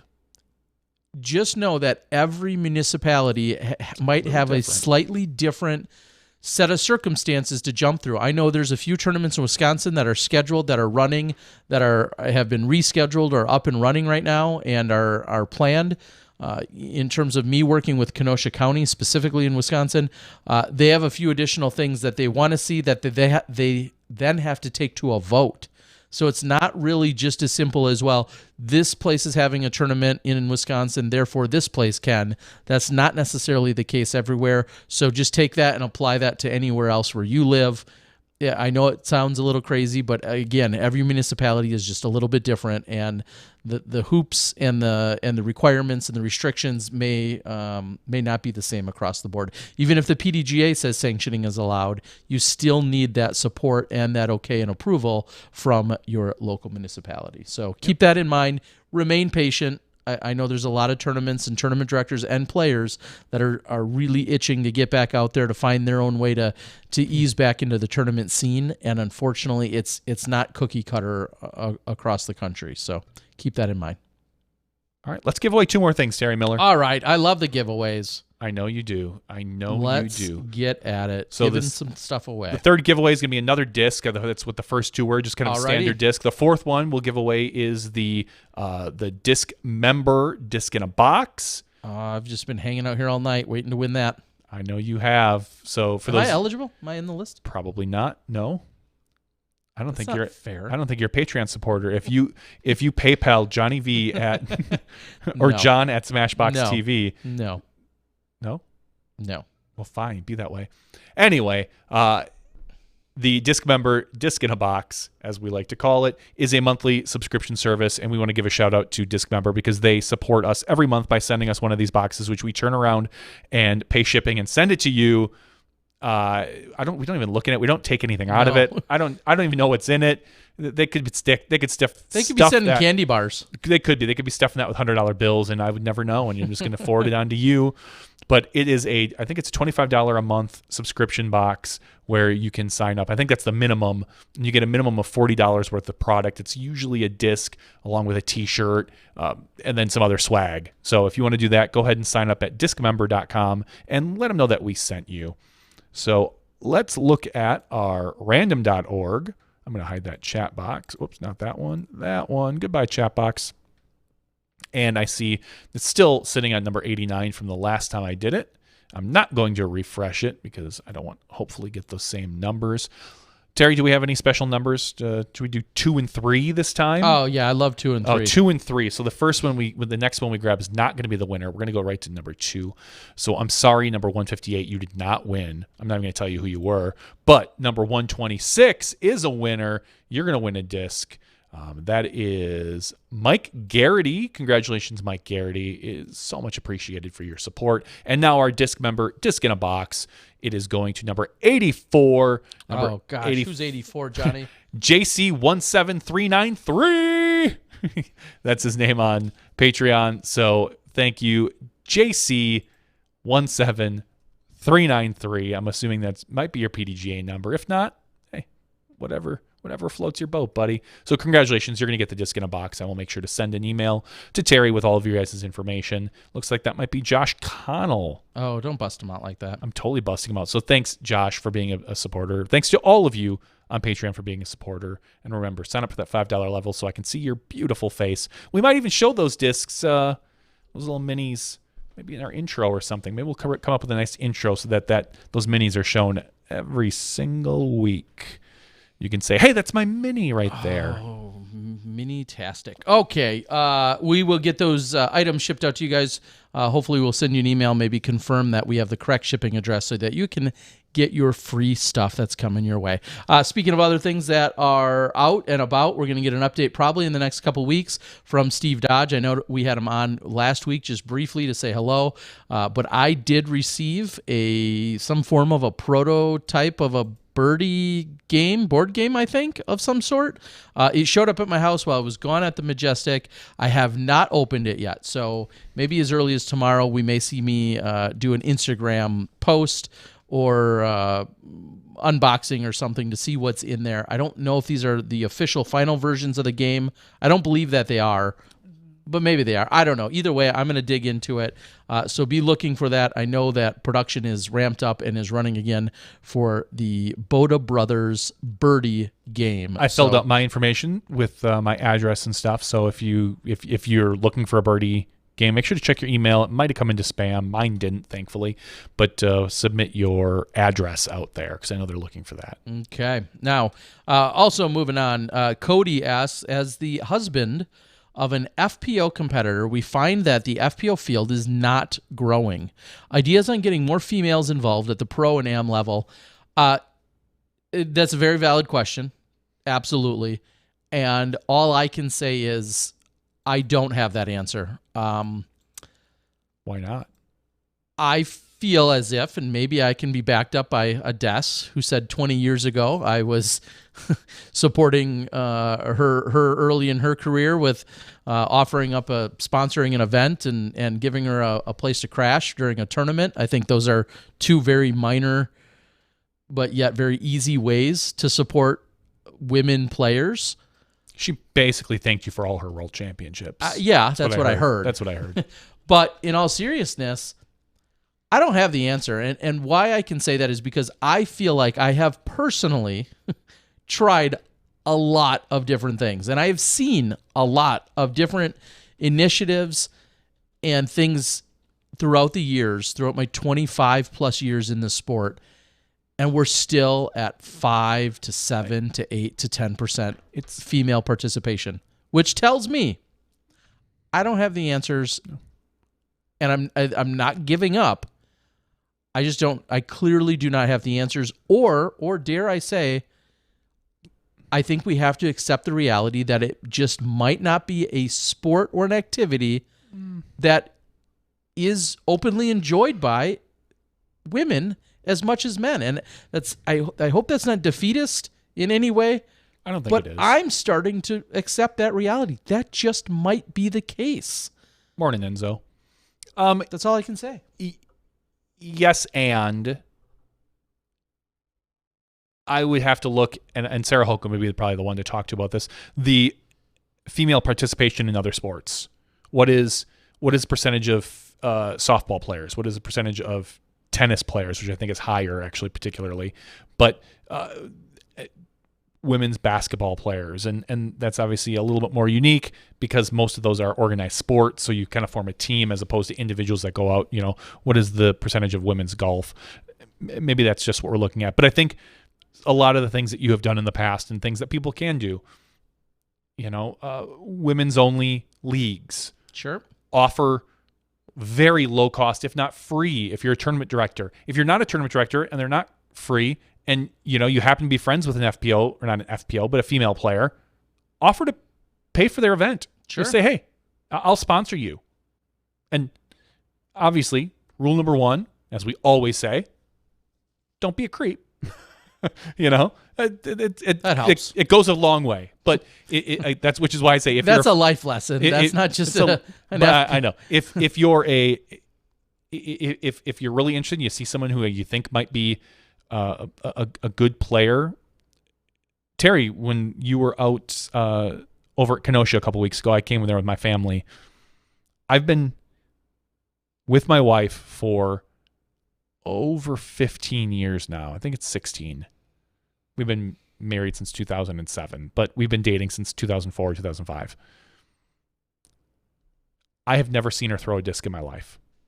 Yeah, I'm not saying you're a terrible human. She came out and played for the first time ever and actually had fun. No, she beat you, didn't she? No.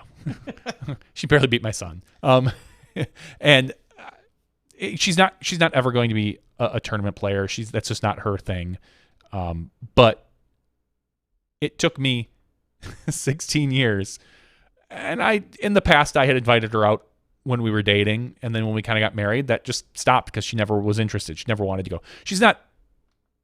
It just was never her thing.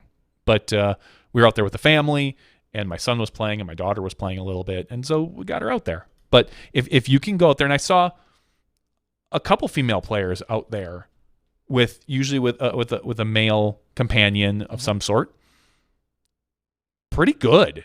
Mm-hmm. Like I was like, wow, like that's a person I would love to see at a tournament, even in just AM division, rec division, just something. And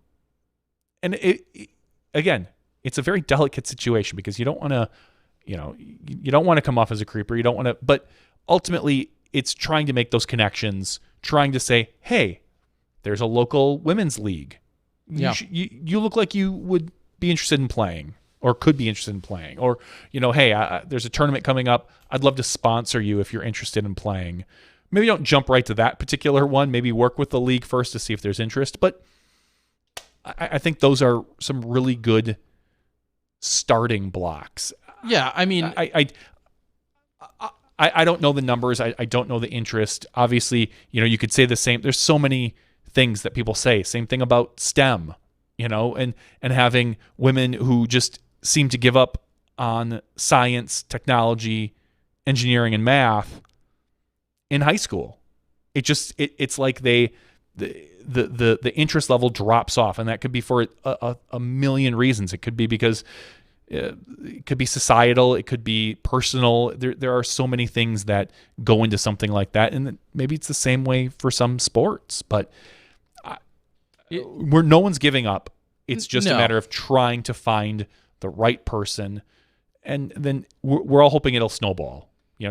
At some point things will pick up, but it's, as Terry said, we've been in this for 20 years. The numbers they have not grown exponentially. All the women we're watching are better players, but it doesn't appear like the numbers are getting bigger significantly. So before I Googled disc golf for women, which is a website, discgolfforwomen.com, and I go there and read off their list, which I'm guessing there is one, I will go off the top of my head and see how many I can think of that are definitely should be on that site or are on the site in terms of if you want an actual concrete answer. Have bathrooms. Have bathrooms at courses. Make it a priority, whether that's a porta potty or a women's only bathroom, or just have the bathrooms open and available. It's a fair statement and not sexist, I don't believe in any way, to say that men are more comfortable generally to be going to the bathroom outside in nature than women, and rightfully, understandably so. So have bathrooms, number one thing. Have women's tees or shorter tees that are more beginner friendly. Have discs and equipment that is also a little bit more beginner friendly and or easier to throw, manager control. When you go to a league or a tournament or your club, make sure you're ordering some 150 class discs, some 140, 160 class disc. Have and that goes for not just women. I bought a 140 or 150 Sidewinder for my son. Yeah, have discs that are easier to throw. I use the exact same analogy with every single person that comes up to me that purchases a disc when I am selling discs at a course, and someone says, well, is this disc good for me or not? Beginner friendly, man, woman, child, whomever. I always say you can get a lighter weight disc, and my personal analogy is a lighter weight disc is kind of like an 8-pound bowling ball. When you go bowling and you're introducing someone to the sport of bowling, you don't hand them a 16-pound ball, most likely. And that even goes for your toughest of tough, ripped gentlemen. You probably get them an 8 or a 10, maybe a 12, but probably the lightest ball that you can find if you're a child or someone that maybe doesn't have as much power. Is an 8-pound ball any less significant or appropriate? No, it's just easier to control and manage. It's a 4-pound ball. Somebody may or may not try and, we'll say, work their way up with their skill level to a 16-pound ball. Maybe they won't. Who cares? Make sure you have an 8-pound ball, so to speak. All right, so have the appropriate equipment, have the correct tees, have women's only leagues, as you just mentioned, but have them be truly women's only. And Wisconsin has done really well with that. The dolls. With the dolls, the Disc On Ladies League. They're just starting back up again, I think, this Thursday or next Thursday. I believe it's free or almost free. I'm pretty sure it's free to play. It's all women that get together. There's no, I just feel like it's so much more of inviting of a space and an atmosphere when there are just literally they can be the nicest men in the world. It's just like when you go and hang out with your boys, when the women go hang out with other women, it creates a different environment and a different feel. And generally speaking, I think that's going to be more inclusive and a little bit more appealing for that. as Johnny mentioned, not only don't be a creeper, just don't be a jerk. When you're at the course and you see a few women playing, whether they're playing with you or they're playing in front of you or whatever, don't feel the need to objectify or just flat out be jerks about it. And unfortunately, that's one of the first things that happens. And it truly disgusts me because I see it every single time. And I think some people don't realize that maybe even giving a tip isn't necessarily the best thing. Mansplaining or disc-splaining. Disc-splaining. Like you just because a woman's out throwing doesn't mean she necessarily wants advice. She doesn't necessarily. Now, you can have that delicate conversation depending on how well you know them, of course, or don't know them. That's another story. But just because you see a woman out throwing doesn't mean you need to walk up to them and say, hey, if you really, shift your hips and do this, and then you really reach back here and you do this and you pull. Even if you're the best teacher in the world, I don't care. Don't feel like you're obligated to go either correct or help or fix this particular thrower. They might appreciate it or they might not. But I feel like that's one of those situations where men, even if your intentions are good, I feel like as soon as you walk up to them, you're immediately maybe giving off a vibe or a tone that isn't necessary. It just... That's another good thing not to do. As Cody says, treat them like others, mind your own business is a good way to follow that. And just because there's 2 or 3 women that are, like I said, playing in front of you, or you see them on the course, don't act like you're either a sexist idiot, which could be one way to go about it, or you're a horny teenager that thinks you're so incredibly cool or funny or amazing that you need to either impress and or belittle women. And I know this kind of all gets summarized as just don't be like a D-bag, but that goes a long way. It really does. I can't imagine being a woman and having a best friend, we'll say another woman as a best friend. The two of you go out to a course.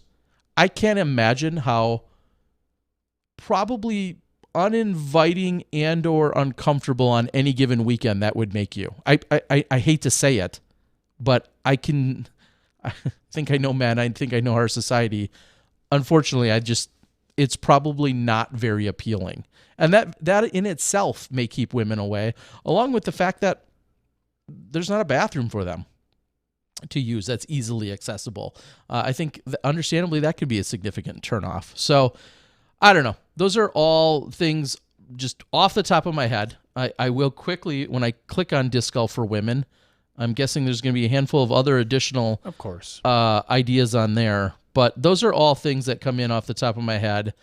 A lot of it starts with just don't be a jerk.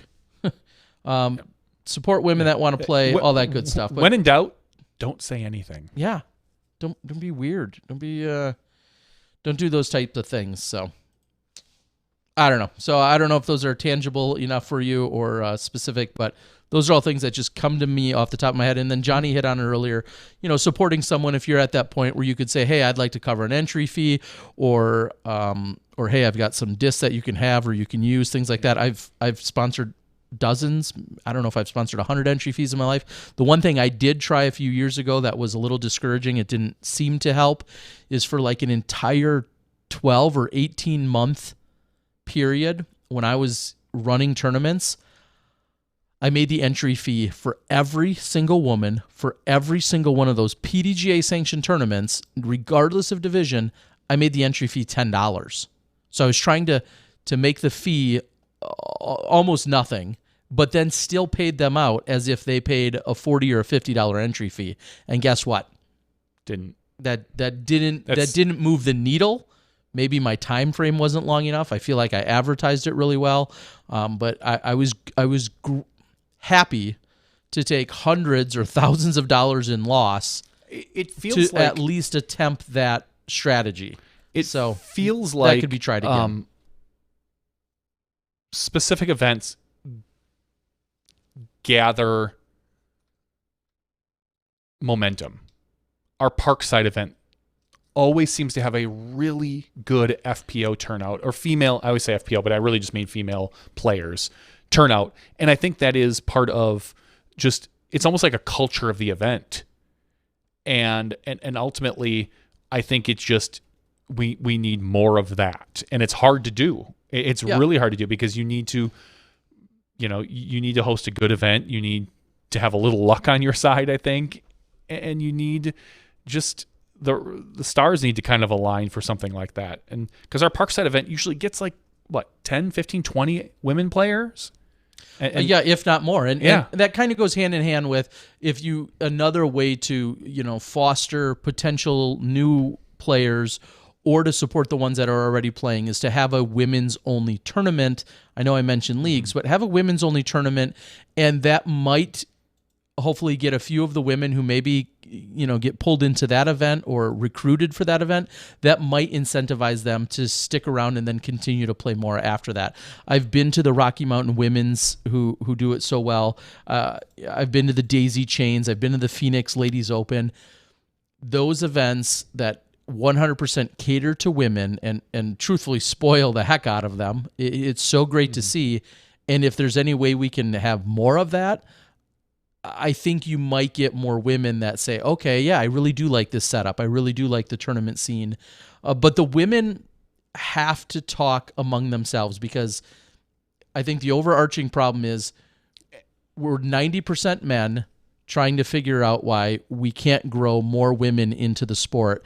And I truly feel like, and some women might argue with me, I feel like our women that are successful at playing and participating need to recruit additional women. It has to come from within. A lot of it is women encouraging women, and I see that at Parkside. We have Carla, who is a phenomenal recruiter, and she just, it seems like she has kind of been the impetus in that particular event to bring in all these women. And Sergio, obviously, when he used to help run the event or run it himself, was phenomenal. So we can move off this subject. We can talk real quick about sexist. We're going to talk about Chris Dickerson shooting a 19 under par on 5 eagles in a round. I don't know why it wasn't 6, but whatever. Slacking clearly. It was only rated 1070. Meh. As Nate Sexton would say, it's a little soft course. The par is a little soft on that one. Quite possibly. But pretty cool. Just a pretty cool number in general. And whether or not that, clearly the 19 doesn't equate to the greatest round ever. It's a great round. But when I saw that, I was like, wait, oh, he shot 19 with 5 eagles? That to me right away screamed tweener holes. Good holes for advanced players. Those are good par 4s. For your top level pros, they're eating those up as 100% birdies and probably eagles. So, but either way, congratulations to Dickerson on his 4th Tennessee State championship and his 4th straight Tennessee State title, and just a phenomenal round in general. Can't take anything away from it. All right. So if I asked you to guess, how many? 37. 42. How many events? This is a 2-part. How many events has Chris Dickerson won this year?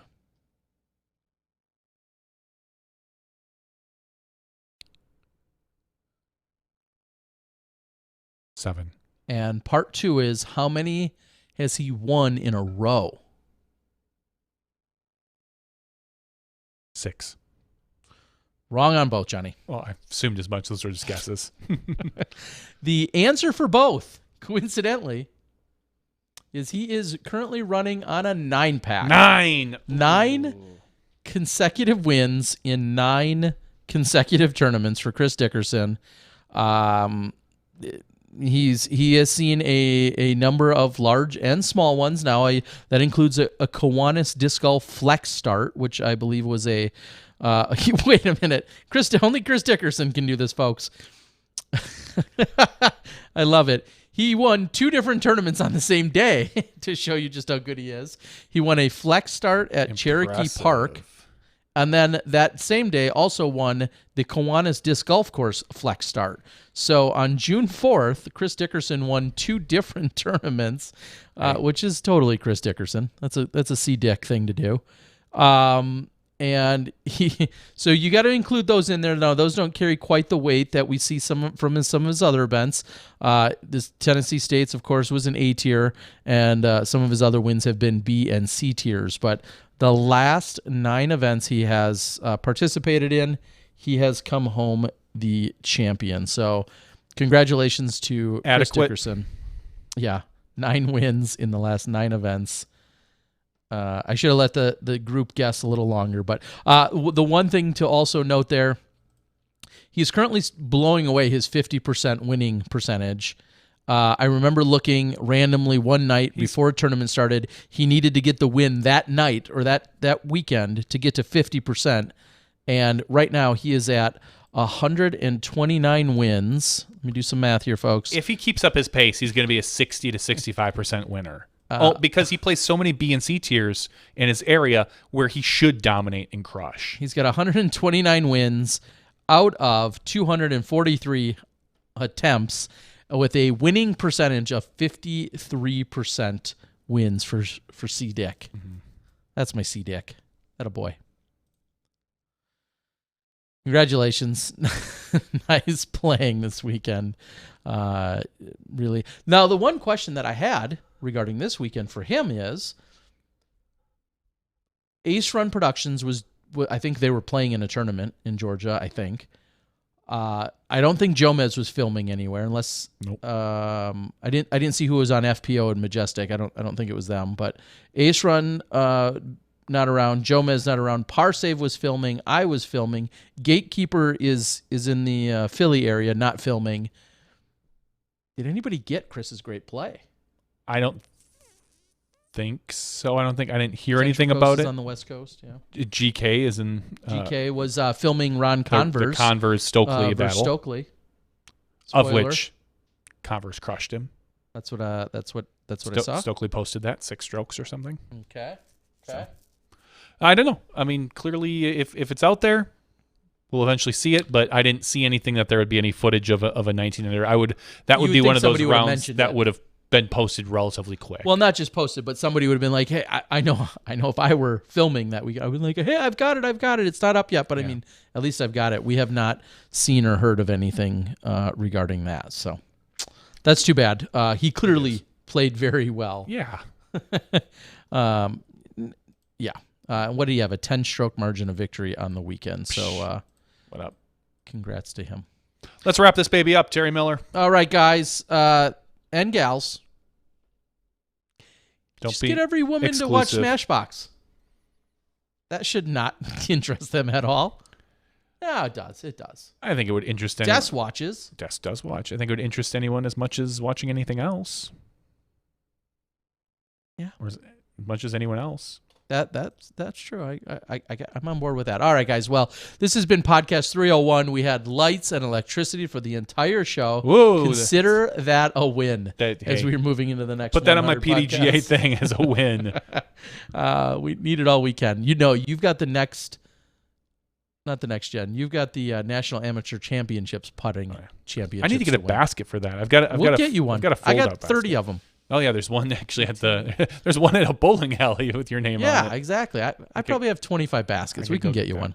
All right, guys. For Johnny V, Terry Miller, the Disc Golf Guy, we appreciate all of the love and the support. So many of you reached out, including all the people I talked to in Minnesota this weekend. Every one of you. We love you all and appreciate it.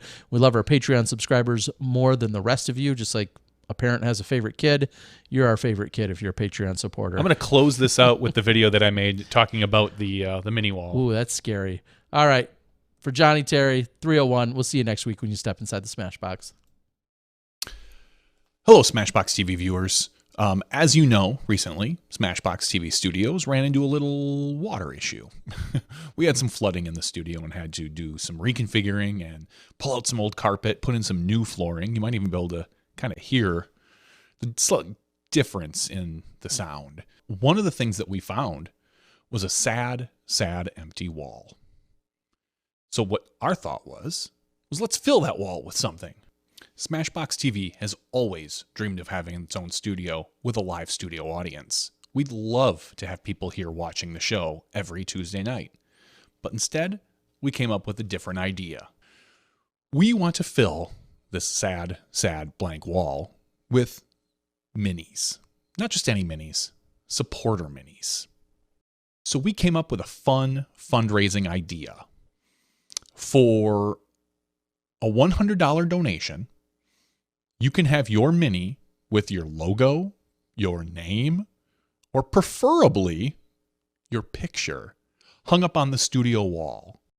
Because, man, I think it would be great to have a whole bunch of people watching us during all of our Tuesday night podcasts. For $100, we'll put your mini up there for an entire year. And you might think, well, just a year? What if I want it up there for longer? Well, we have something for you. For $500, a one-time donation of $500, we will put your mini up there forever, for lifetime. It will never come down off the Smashbox Studio wall. You will have your own place forever at Smashbox Studios. Forever. Forever. Forever. Forever. Hopefully you're thinking, well, John, how do I sign up for this? And let me tell you, you can go out to SmashBoxx.TV and it's right there in our SmashBox TV store. Now, we haven't forgotten about our original supporters, our Patreon supporters. So, for all of our $5 a month and above patrons, you're going to get your name up there as well, or picture, or logo, whatever you choose, honestly. And that's our 5, our 10, our 20, how many ever you donate, you're going to be up on that wall. Now, if you're a current patron, not quite at that level, all you have to do is up your patronage. If you're not currently a supporter right now, sign up at patreon.com/SmashBoxxTV. And after a few months, once we know you're serious about being a supporter, we'll get your name or logo, or hopefully your face, and we will put it up on our studio audience wall. And honestly, we can't thank our supporters enough. Whether you've bought us a drink, whether you've bought us lunch, if you're a super chatter who shows up every Tuesday, if you're a Patreon supporter, if you're a company that sends us, discs in a box that we can turn around and give our Patreon supporters, every little bit matters. We can't thank you enough. I just want to say thank you to all of you who have supported us for the last 5 or 6 years, or 300 episodes. Tomorrow's our 300th episode. So this is Johnny V signing out, saying thank you. If you have any questions, please reach out to us. You can get a hold of us on Facebook, on YouTube, email. I'm John at SmashBoxx.TV. We've got Terry at SmashBoxx.TV. Please just reach out to us. We'll be able to answer any questions. So once again, thank you and good afternoon, good evening, and good night.